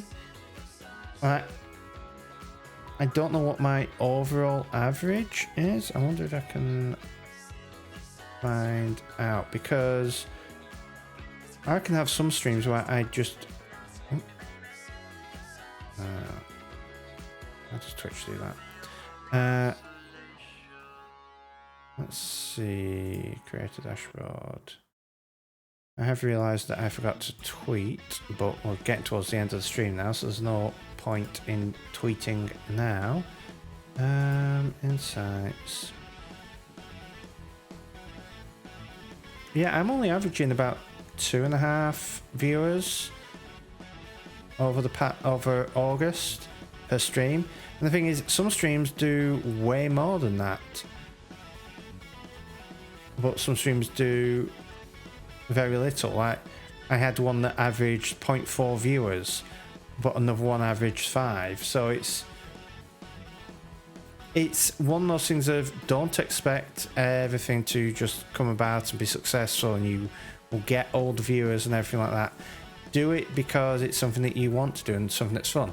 I do this because it's enjoyable, and it also keeps me focused on doing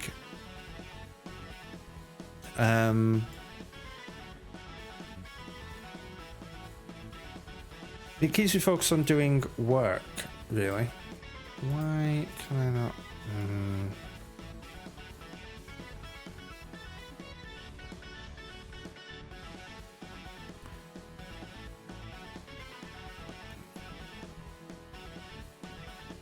So yeah, it just keeps me focused on doing various bits of work and stuff like that. So, right.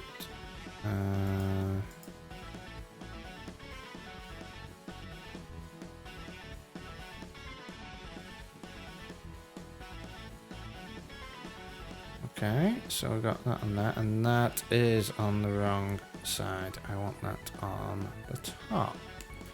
So we will bring these back up and bring this rectangle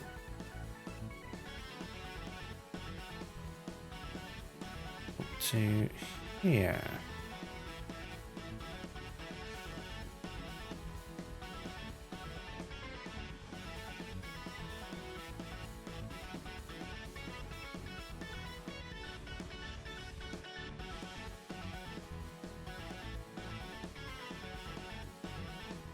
What I also want to do is, let's just throw a mark over there and see which one of these is top and which is bottom.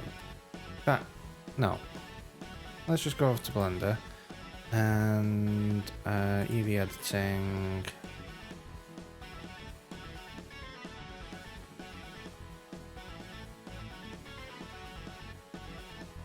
Top one is top.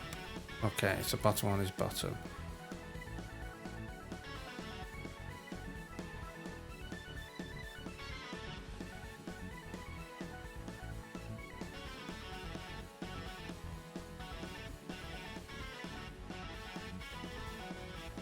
In fact, now let's do it like this. So what I'm going to do is I'm going to make circles.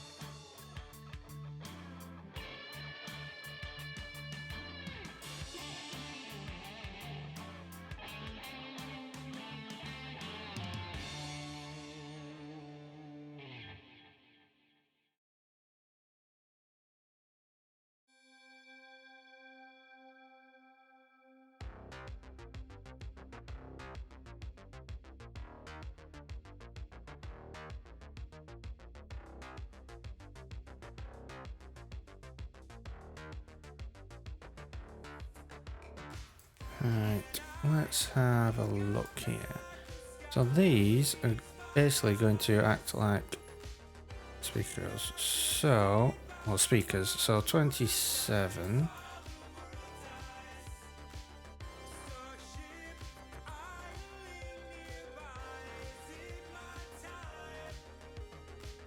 Oh, how far away are they? 34. So we need to move 1, 2, 3, 4, 5, 6, 7.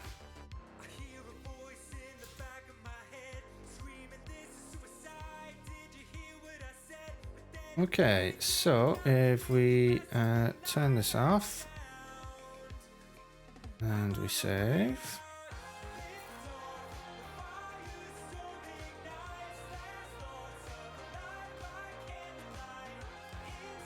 and we go back to Blender, and what we're going to do is go into shading and swap this so it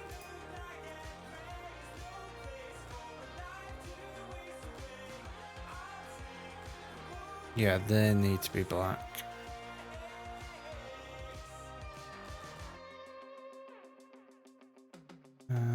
Easiest way to do that is going to be a color overlay, which is going to be black. Copy layer style, paste layer style. This we're going to darken down some more as well. And then we're going to do these bits here. Oh no, we've lost that, so I'll just do it from scratch. Inner glow.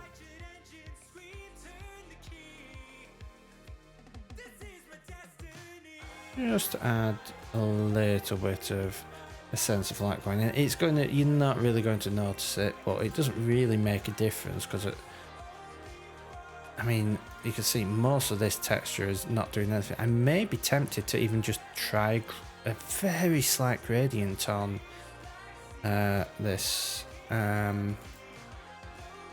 just to see what it looks like. We'll try that in a second.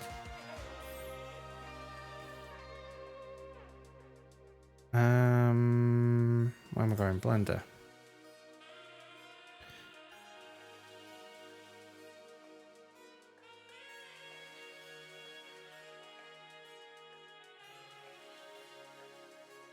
Right, so we have those there, we have that.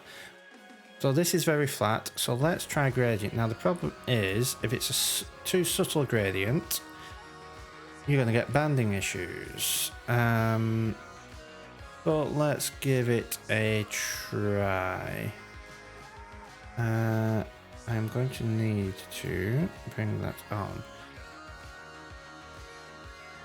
So what I'm going to do is here,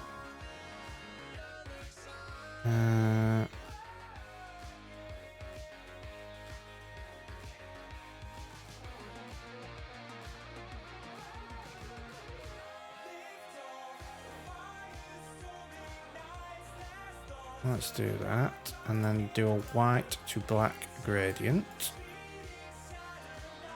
Just down there. Nope, I want white to black. I don't want to do that, I want basics, white to black. There we go. Give me a white black gradient. And then here,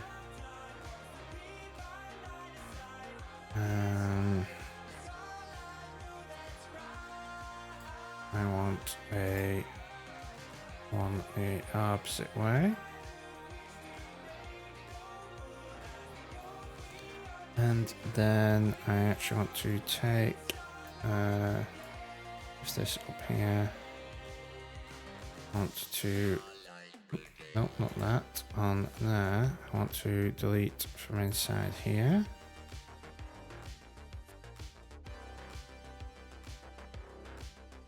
And oh god, these need to go opposite ways, don't they?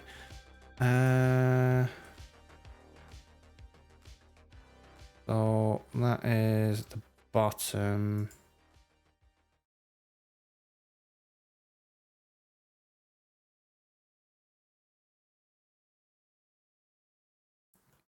Okay, so that bit is the top.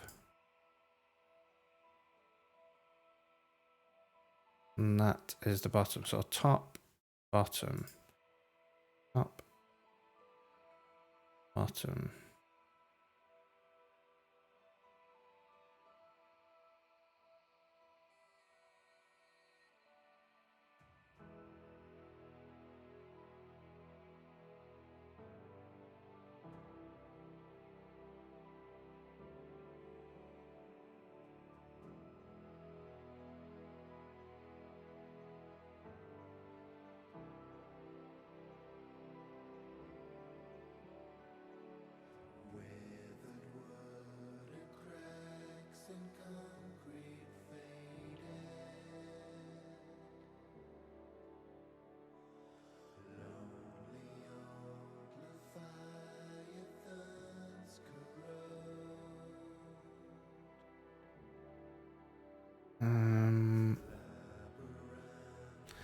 Then what we're going to want to do is for this one, we're going to start here and get to there.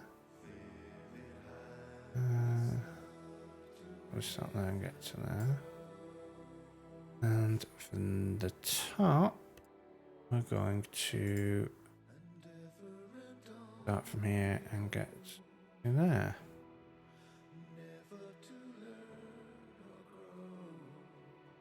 Okay, and then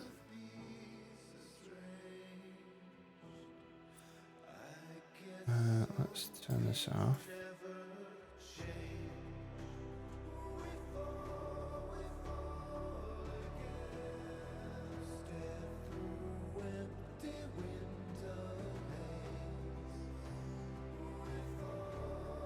Alright, so it's very subtle, but we'll give it a go.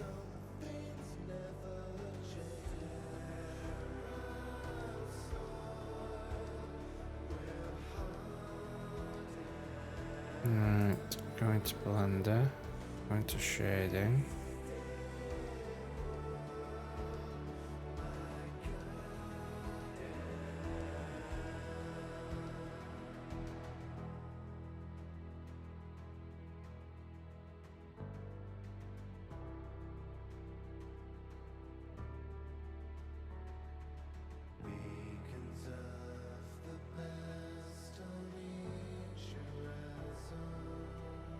Can you tell the difference? I can't tell the difference. Let's try increasing it. Maybe about 50%. See if this makes a difference. Oh, of course it won't make a difference because it's going to look the same either way.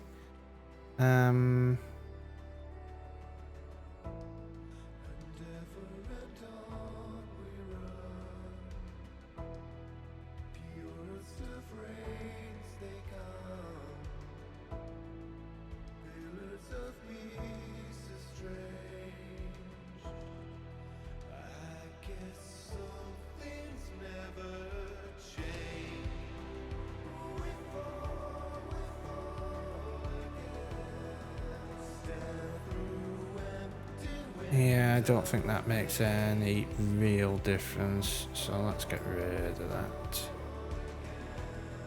I think the shading is going to happen on with the lighting. So we'll do that.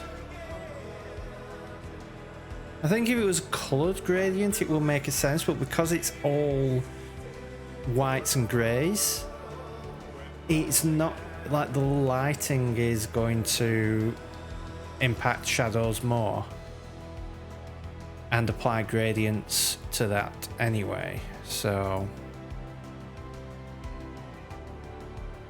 right, so what do we want to fix here? These vents are looking really good. Considering it's just a bunch of little things on there, they look pretty good. So what we're going to do is trim this bit here. So I need to bring up this, and what I need to do is go here. Right.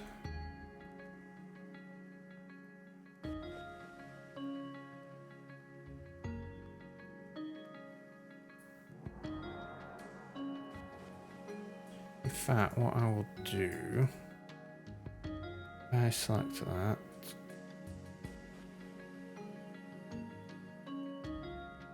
Because that is on the background there.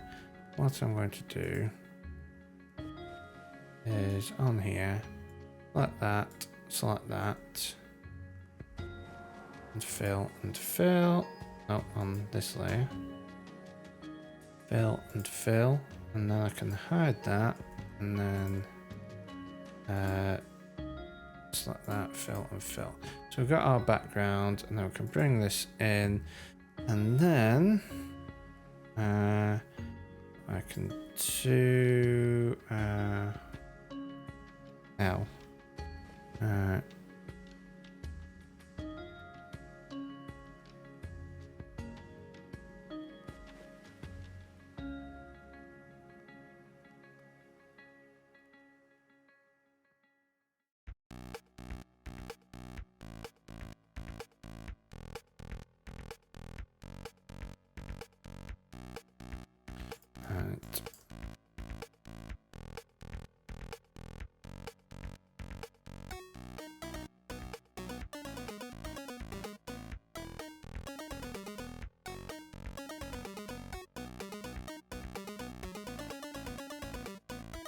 So we want that down to there, and that down to there,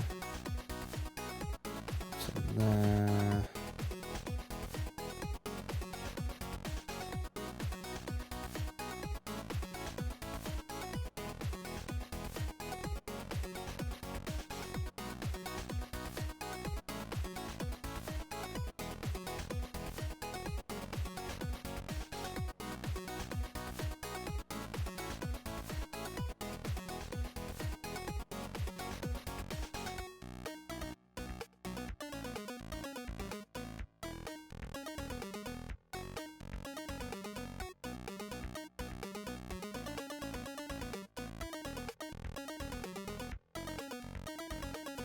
Alright, so I select all of this.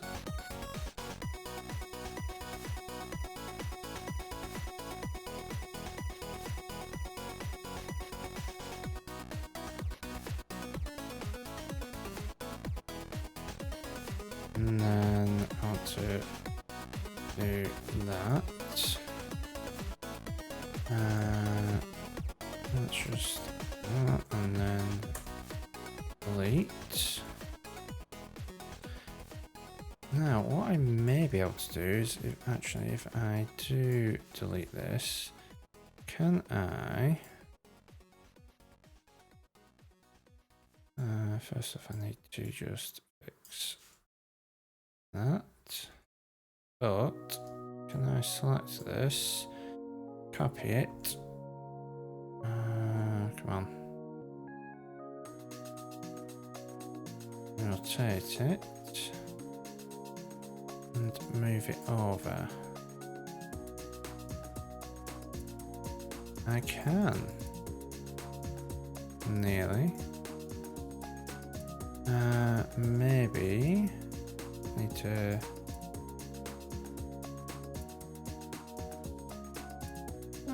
It's not quite. But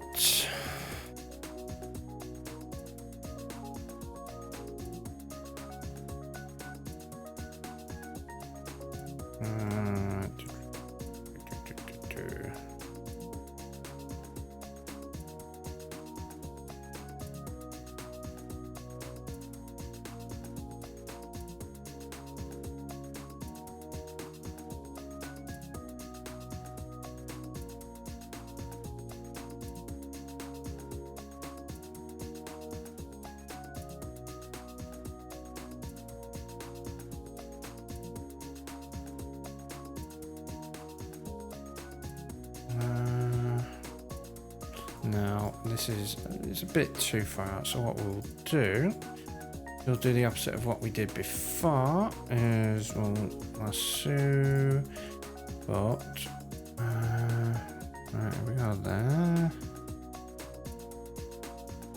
there, there.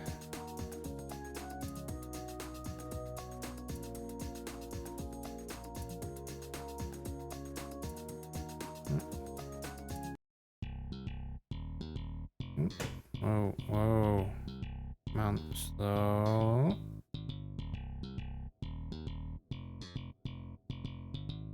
We'll go out down to there.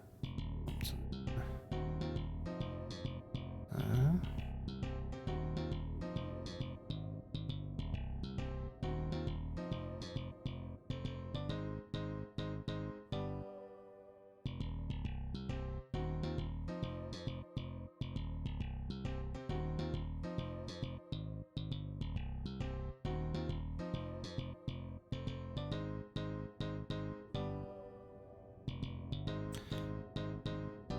It's nice that Blender put these at nice 45-degree angles because it makes doing this so much easier.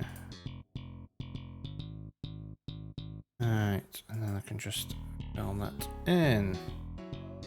Okay. So what I'm going to want to do is put some stuff in here. I also need, I believe that is the bottom, that is the top, because that one's smaller because we have the vents. I need to check which of these is the front and which is the back. We're not going to be doing too much on here because remember we're going to have stickers appearing. One thing I do want on the top are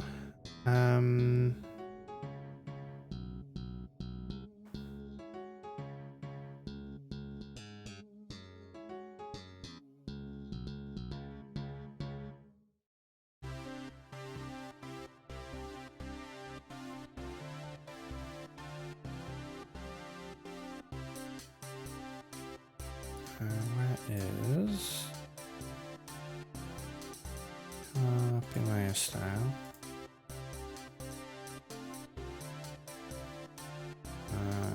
Paste layer style.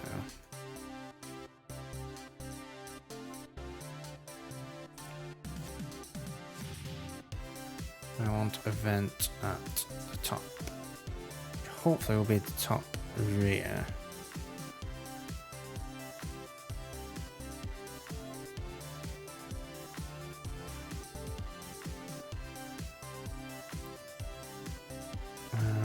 What I'm also going to do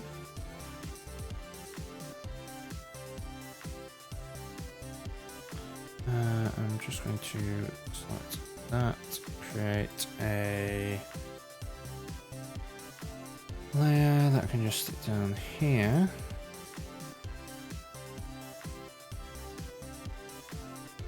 And there, we're going to center that, and that is going to be, if I paste the lace down there, this needs that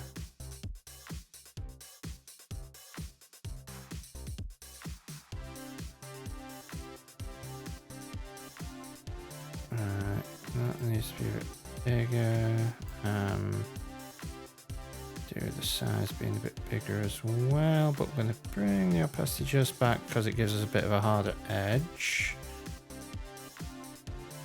What that is a wheel well. We'll actually probably just reduce that there. Now you're probably never going to see this, but okay, so if I export,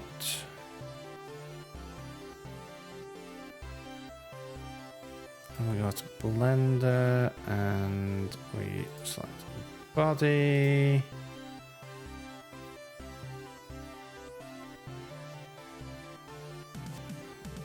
Okay, so we just have the internals there. We have our vent at the top. And our wheel well could do with being just a tad wider.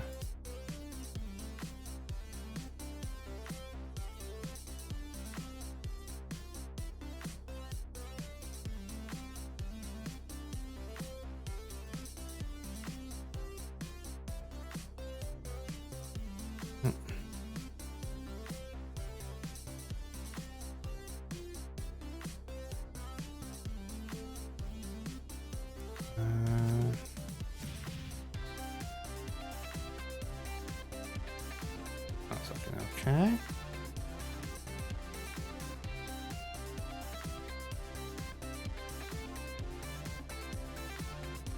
We already have plenty of... Oh. Why did I never think of that before? You know what the back needs?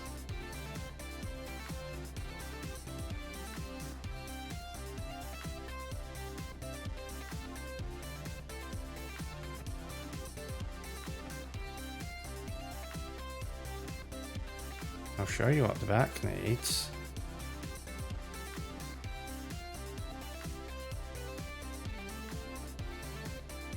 Where is it?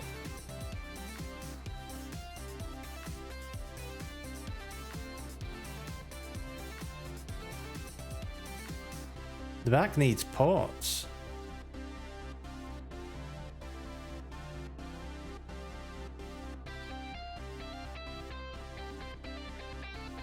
I need some USB ports and power ports and stuff like that on the back. I mean, how else are you going to plug peripherals into the computer?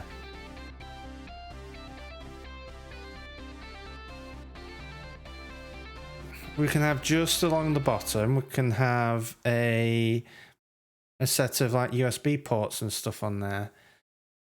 Would I make my own tutorial on how to make a room and a character or controller in YouTube?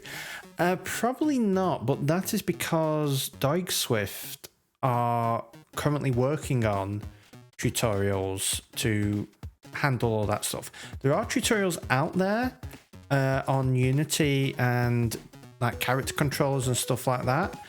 If you just search for Unity character controller on YouTube, you will find several tutorials, and it's just pick one and see if it works for you.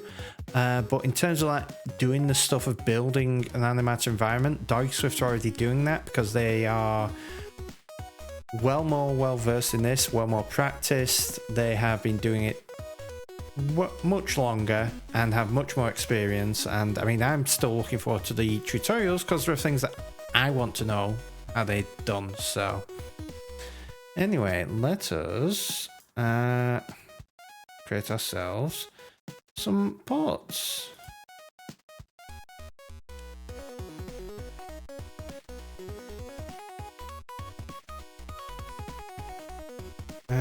Right, we need to work out.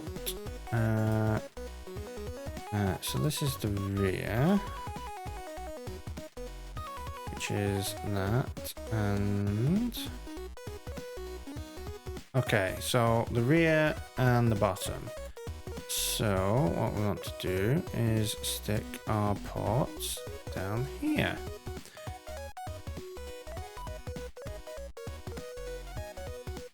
And what we are going to do is have, let's delete that and let's go here, select this, fill in there. And what I want to do is just draw rectangle and then just center it vertically.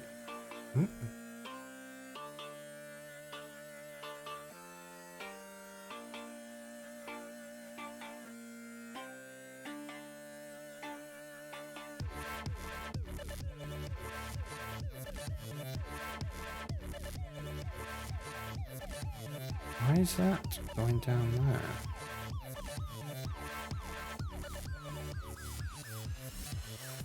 Oh, because we have some stuff there.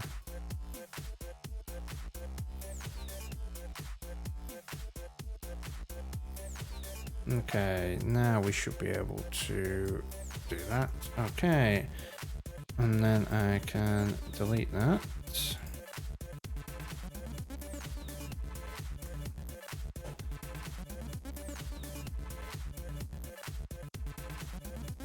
Right, so what I want to do is this is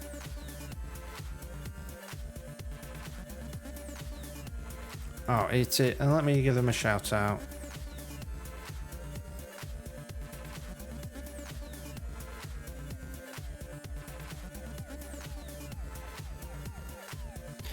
So they're currently working on tutorials. It is going to be a while before they are out. Could be weeks, months before they are out because they're taking a while to do them, and like this stuff just takes time.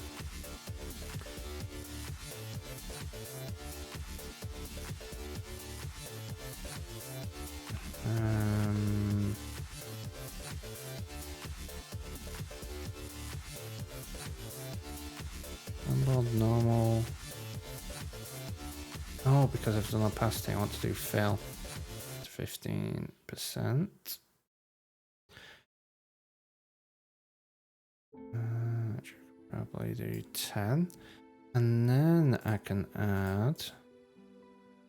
Oh, I've done it wrong there as well. That must be 100. I want to do that down to down to 10. And then I'll do a stroke, which is going to be black, is going to be that.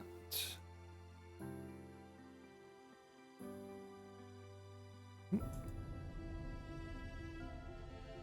going to do that inside. That looks a bit better. And we are going to make that very faint. Okay, and then we want a bit of a drop shadow, which is going 0 degrees, and the size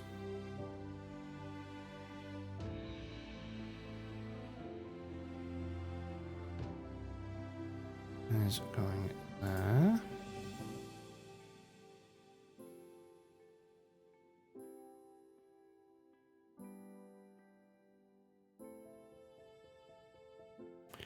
And we want just a little bit of inner shadow at 0.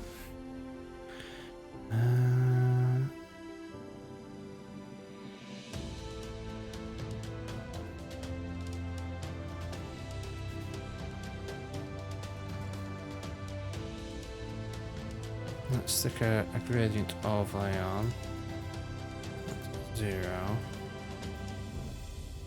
Oh, actually, 180. Really tone that down.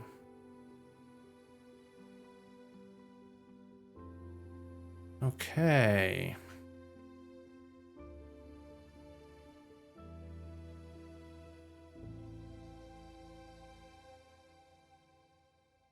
So the next thing that we want to do is add our ports.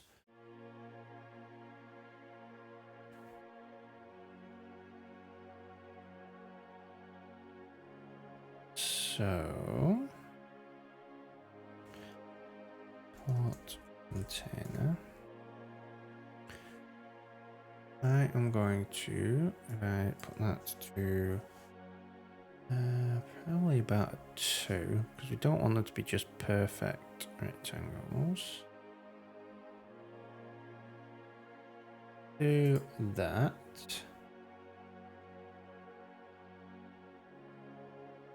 And what we want is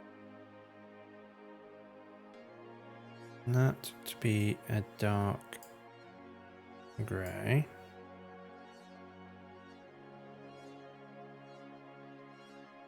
I'm going to stick a inner shadow. Oh no. Yeah, we want an inner shadow.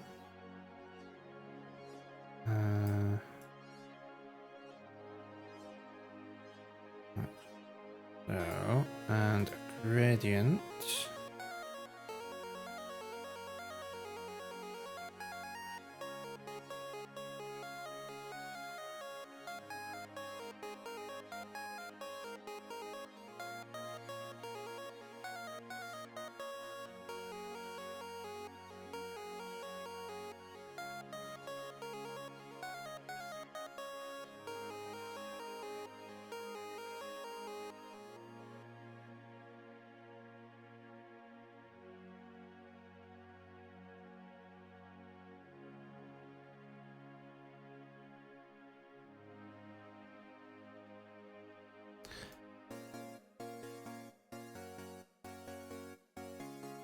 And then we want another tile that's just going to sit in there. I'm going to remove that entirely.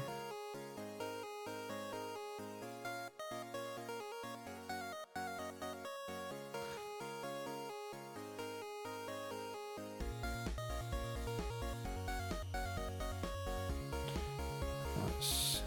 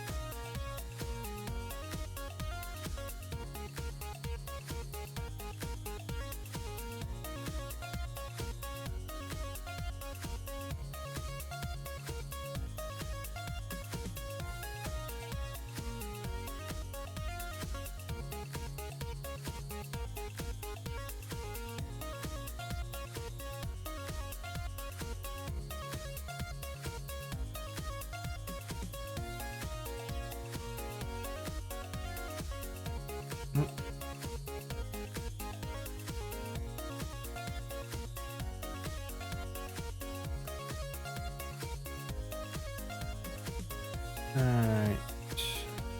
And we're going to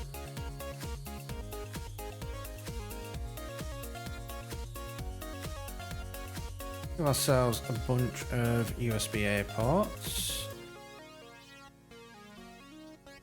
What other ports could we give? We want a headphone jack because you always want a headphone jack. We'll stick a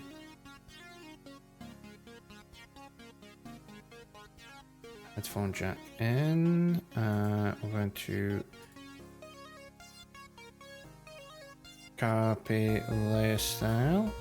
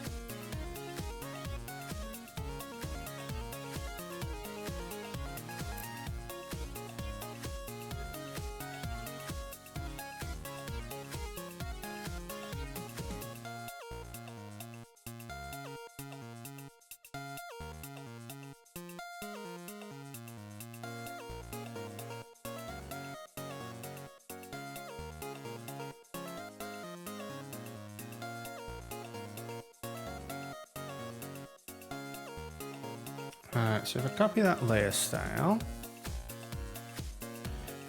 and then paste there and paste to there and paste to there. So does Swift have eyebrows like yours? Yeah, I mean, that's partly where I got the idea from to suggest to you, is they use their eyebrows quite a lot for expressing themselves.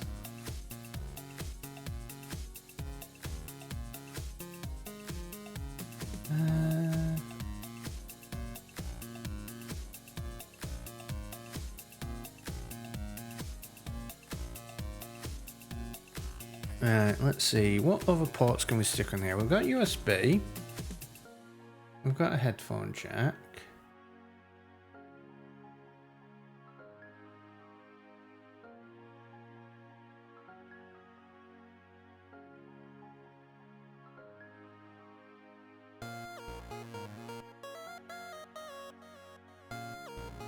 right,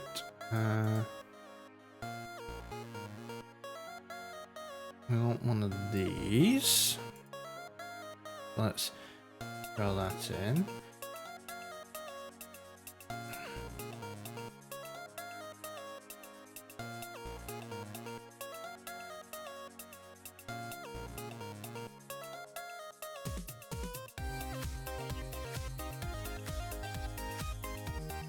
Right, what else can we stick in?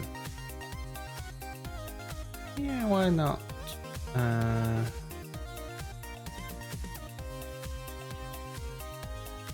Firewire.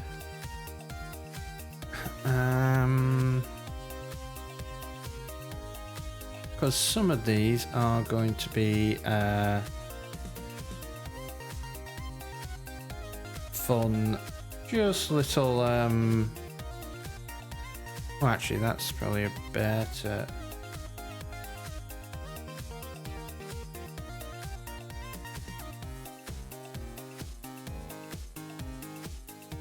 Let's bring that in. That's giving us some firewire. Let's stick an Ethernet port in. We need some networking.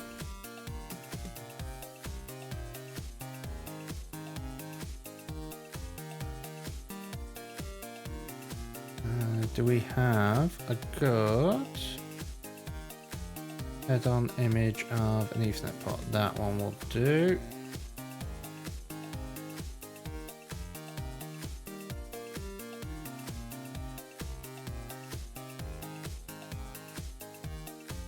And then we need power. Power.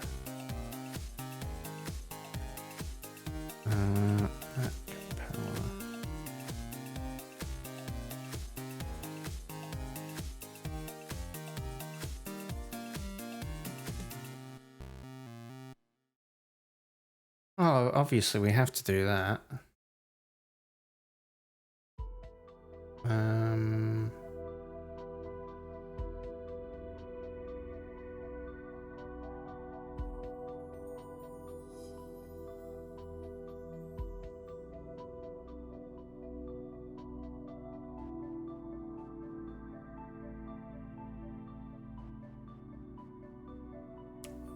We have to do MagSafe as the charging.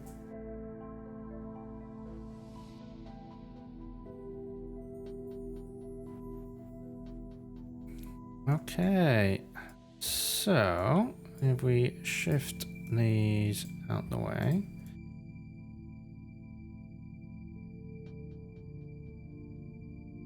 Right, let's get charging out the way first.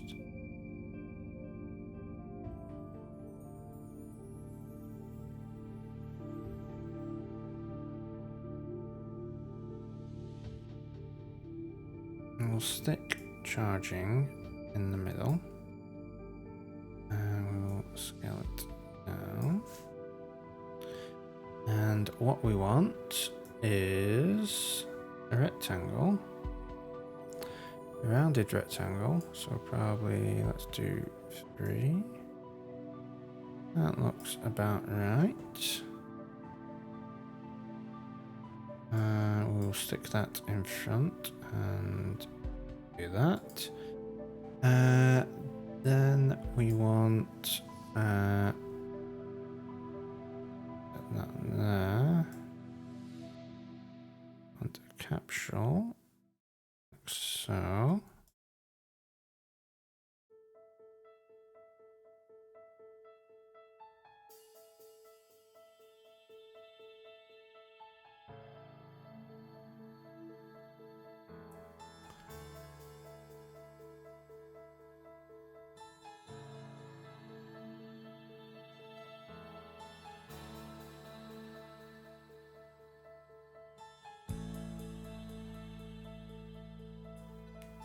And then we want some circles in it. Okay, so I'm going to do this as black, but I'm going to fill like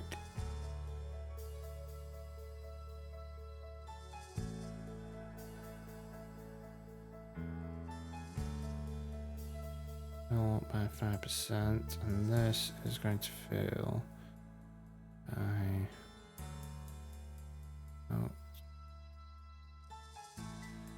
20. And then we probably want this to be a lighter grey, and then actually fill it a bit less, much lighter grey.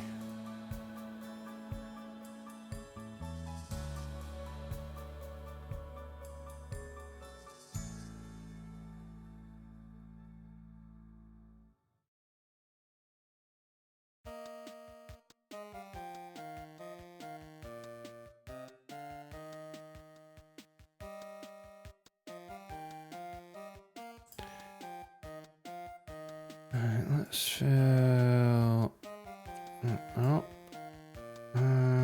Drop shadow. This one is going to be black, and there's going to be a bit of a size on it. And bring the distance down, and the opacity down. And on here we want an inner shadow.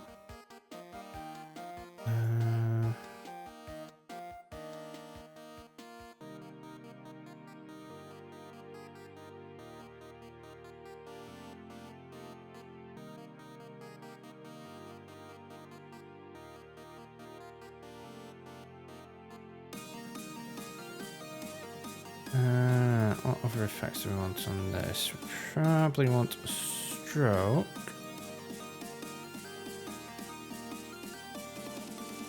That'll do, and we'll do then the shadow, but this one is going to lighten.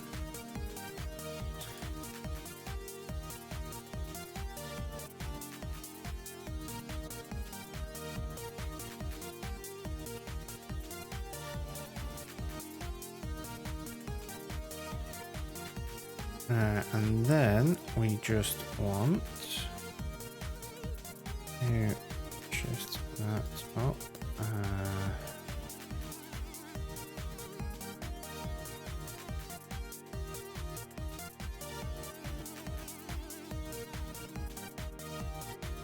And let's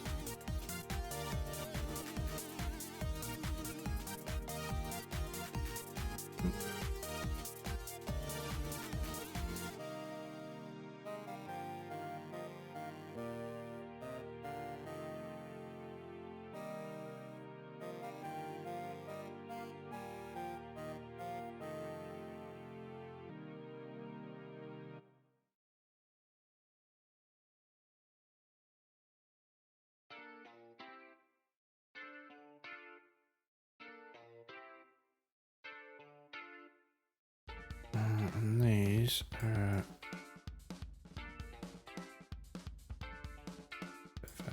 gold.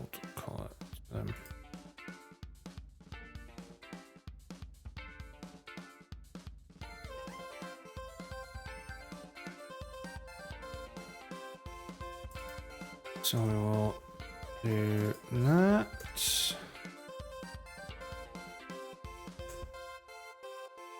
But we will also use the opacity just so it blends them in a bit.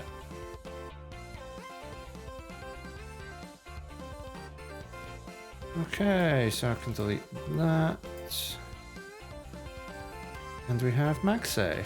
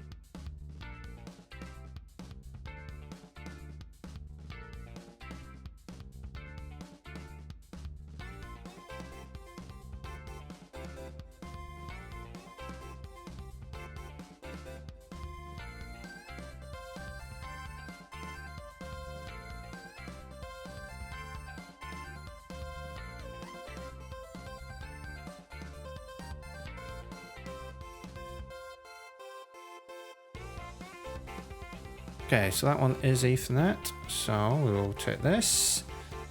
Like the rest. And rotate it. Go away. No.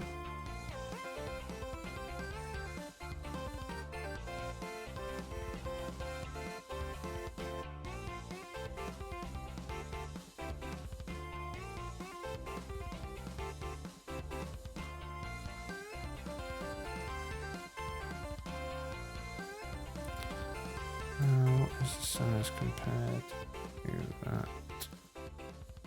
Probably needs to be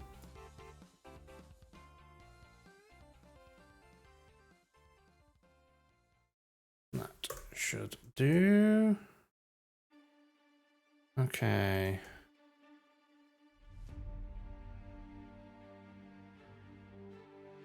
So we want our inner port and the outer bit. So for the inner bit, we want this one. Let's stick. Oh, let's have nothing on this. This is going to be the sharpest one.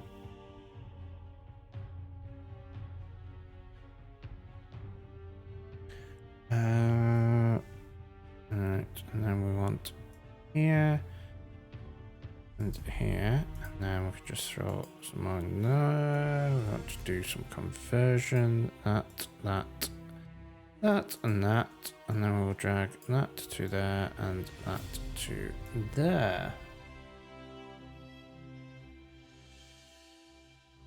And then we want another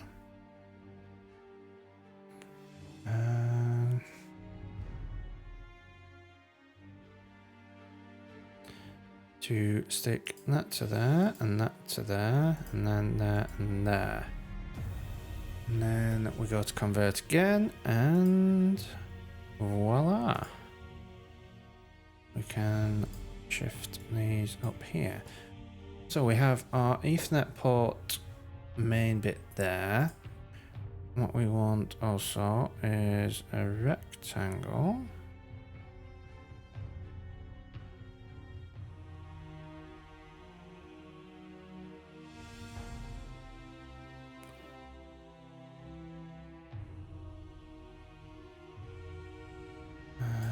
So I could probably hide that.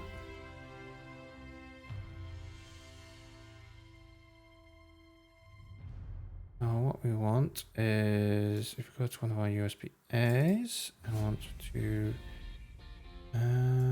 let's just copy layer style. and paste.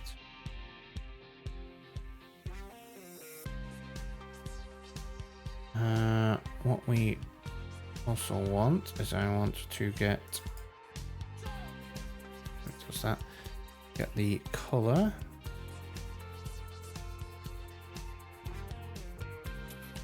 Okay, yeah, we're definitely gonna need to tweak this. This needs to be darker. Gradient overlay.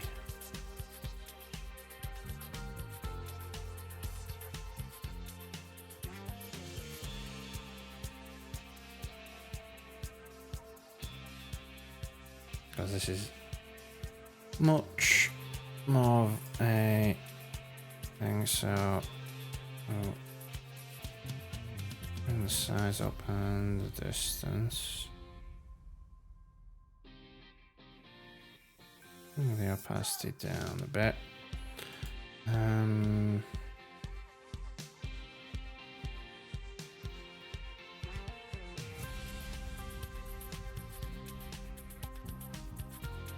Yeah, I can probably take that away. The drop shadow, we probably want it to be a 1, but we can make it a bit brighter. The stroke.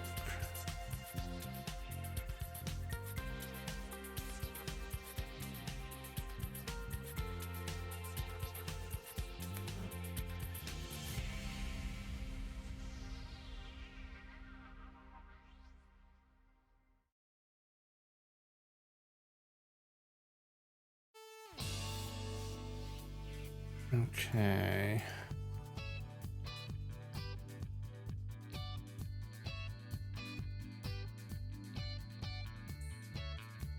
I'll do that. And then what we want to do is we are going to be some pins. So what we will do is just create some pins. I'm going to color them like that.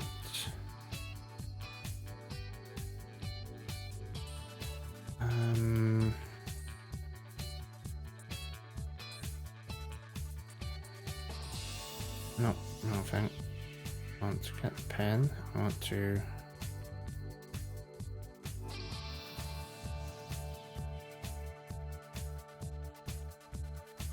how many pins are there?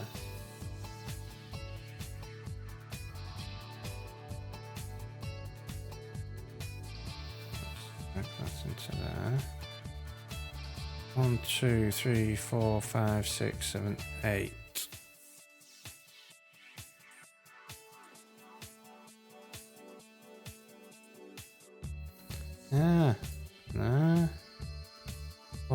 And then we can just drag all these again.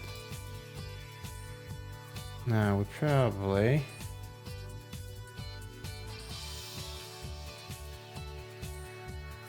want these to be spread out a bit more. Let's put 2 between them.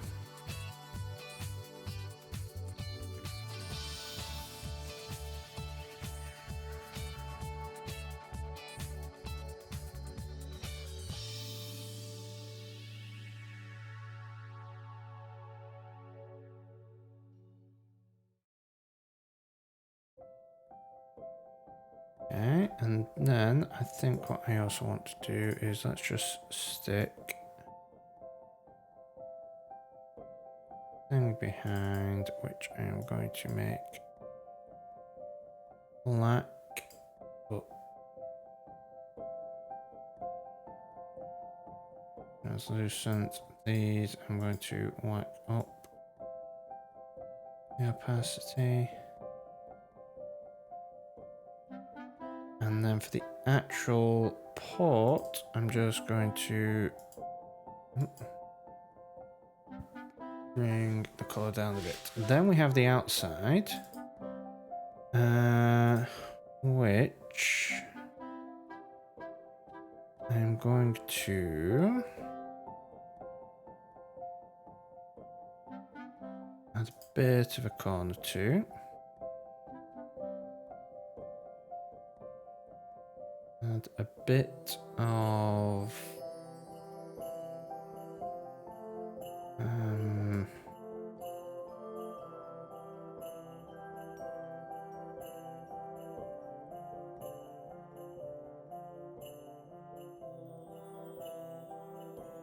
there's a bit of it in the shadow. Let's stick it this way. Right down.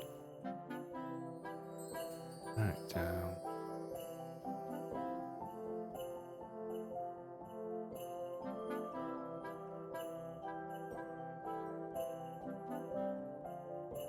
And we want just a very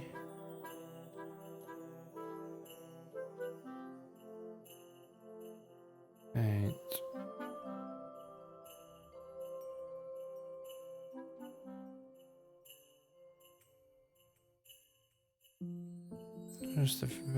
Just the faintest of strokes.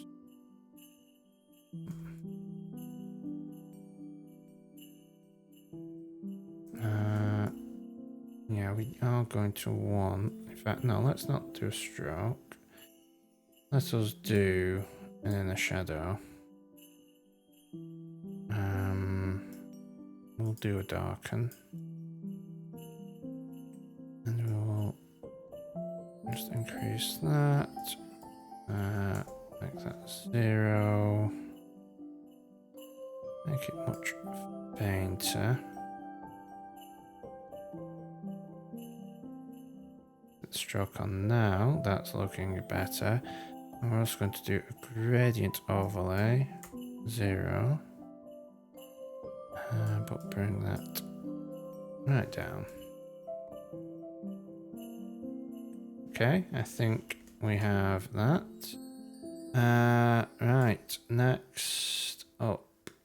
Actually, looking at the time, what I think we will do, because this is, that needs to be.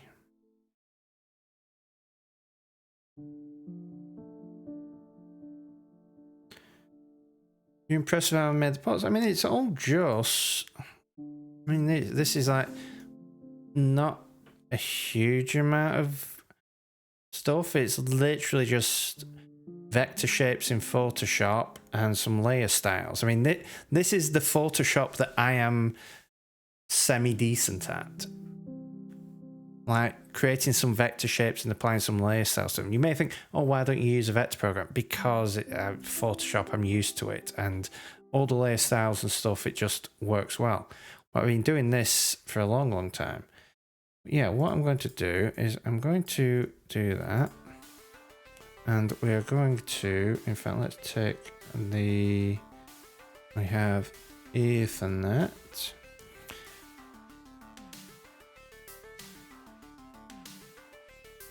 Yeah, I don't fully understand how people do all like the painting and the artwork and stuff that people like the stuff that Doig does painting in Photoshop. I could not do that. I don't get that. But this sort of thing down here, this is like getting to the peak of my abilities because it's super simple. It's just like some highlights and shadows and stuff like that. So let's see what this looks like as a final thing, because I still want to add those additional ports in because they're going to be fun Easter eggs. We'll probably get rid of some of the USB ports to stick some of those in. Bot body, save, replace. I'm going to go over here. I'm going to go to shading. And we want to that.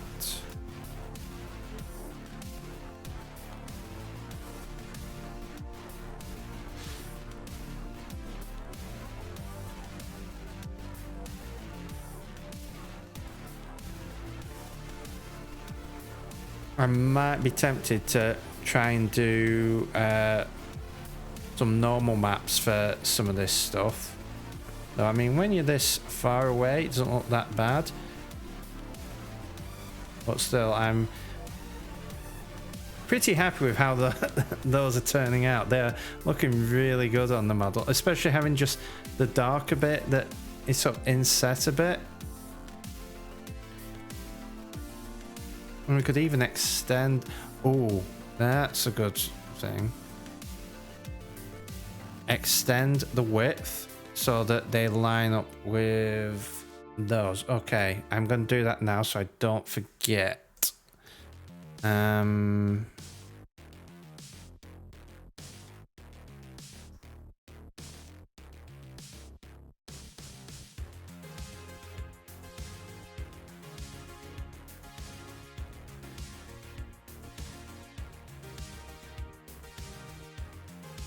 Okay. Let's do that. Alright, let's just... Okay, and then I want this.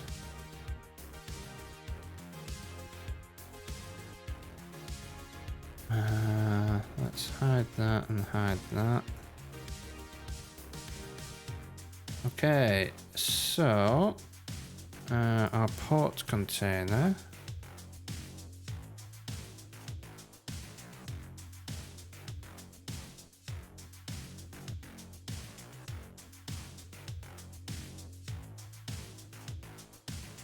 So we should be able to put our that back and that back, and then if we get those, we can shift those up to there.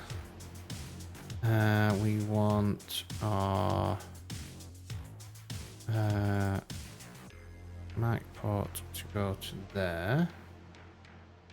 Ethernet and shift. We'll stick Ethernet there because then we can stick some other stuff down here. Okay. No, we don't want that layer. Yeah, if you want to check Kieran out.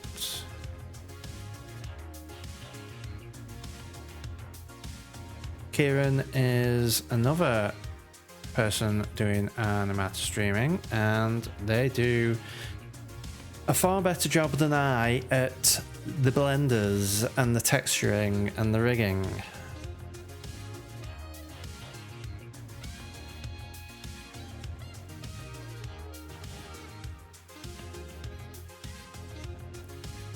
Oh, I've just noticed something. Those USB ports need shifting.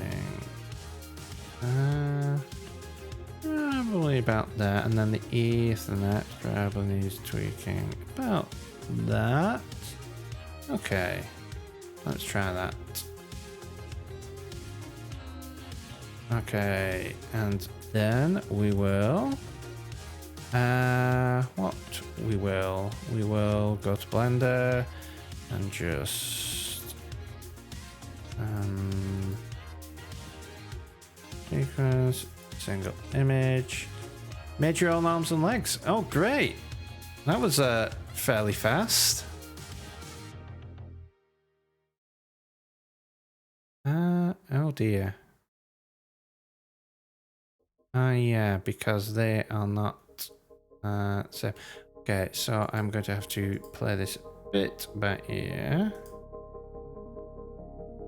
Let's shrink it down like that. I'm not going to shift the ports just yet.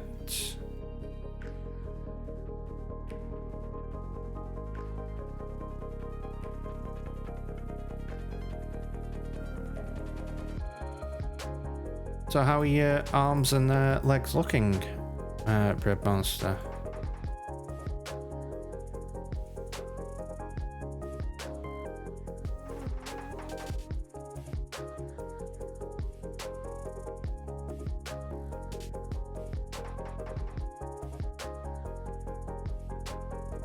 Yeah, sure. Feel free to post in the chat.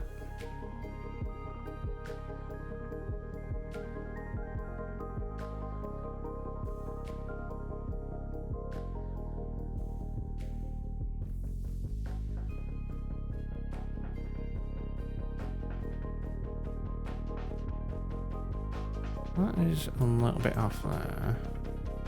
Okay, so it is the same amount off either side. Oh well, actually, fair point. I'm gonna go here.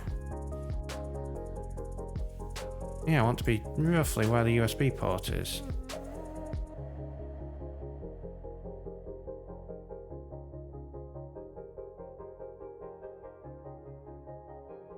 So yeah, if I do that, I am going to have to shift the Ethernet port.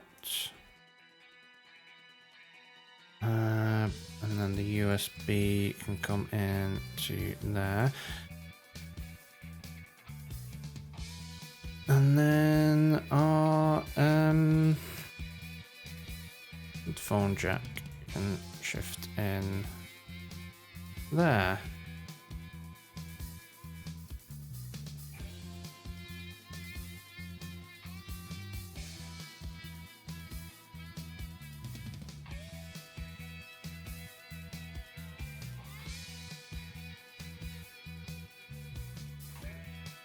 Okay. Hopefully the last time we're exporting this tonight. Got a Blender. Image sequence, single image. There we go.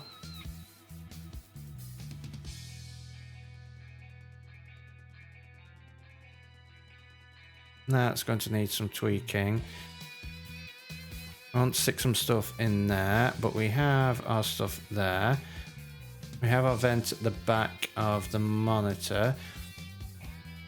And our speaker grills and the logo there. I think that has been a fairly productive evening. I definitely think I want to try just a little bit of bump mapping, normal mapping.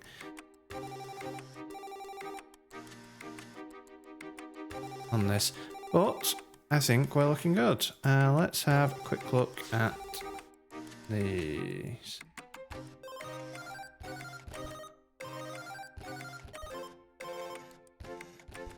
There we go. I think they look pretty good. If that's the first time you've been doing any sort of arms or legs, I think they look good. They definitely look a lot more like they fit than the ones that you downloaded. They have a lot more of the claymation look to them. Yeah, I think you've done pretty well with this.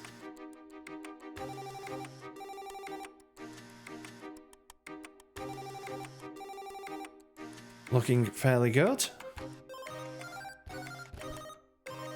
Alright, let's... yeah, I think we're going to leave that there. So let's see...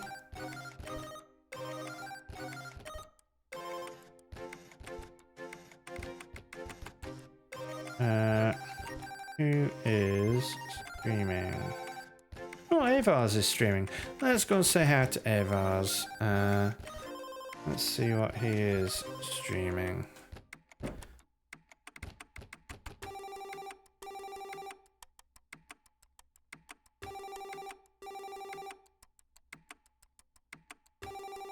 Okay, just see what he's streaming, but we'll probably go and give him a raid because we don't really get a chance to raid him that often because he's not raiding at the same times.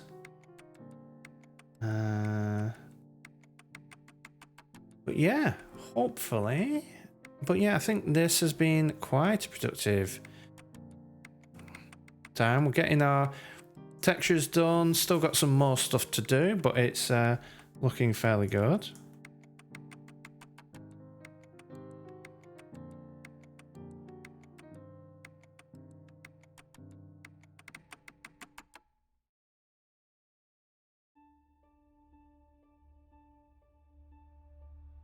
Okay, so let us start the raid. What's the actual spelling?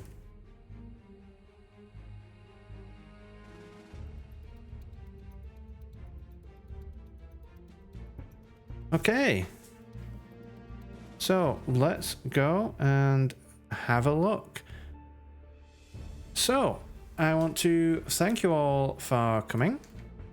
I hope you've all had a wonderful time. I will be back again on Saturday at 1 p.m. doing some more work on Coppice. We'll be working on deleting and adding links to already existing pages, which should be a lot of fun and a feature that I'm going to find quite useful in Coppice. And then we'll probably be doing some more stuff on this. And then next week, I'll probably be streaming a bit more because I will be off. So we will definitely have the normal Monday stream, but I may, and there's no promises here, I may do a Wednesday daytime stream rather than the evening stream. But I'll be more playing it by ear next week because I do need to get stuff done around the house, so we will see. I may even just take it as taking time off from streaming. But anyway, I want to thank you all for coming. Hope you have a wonderful rest of your evening, a wonderful rest of your week, and as always, happy coding.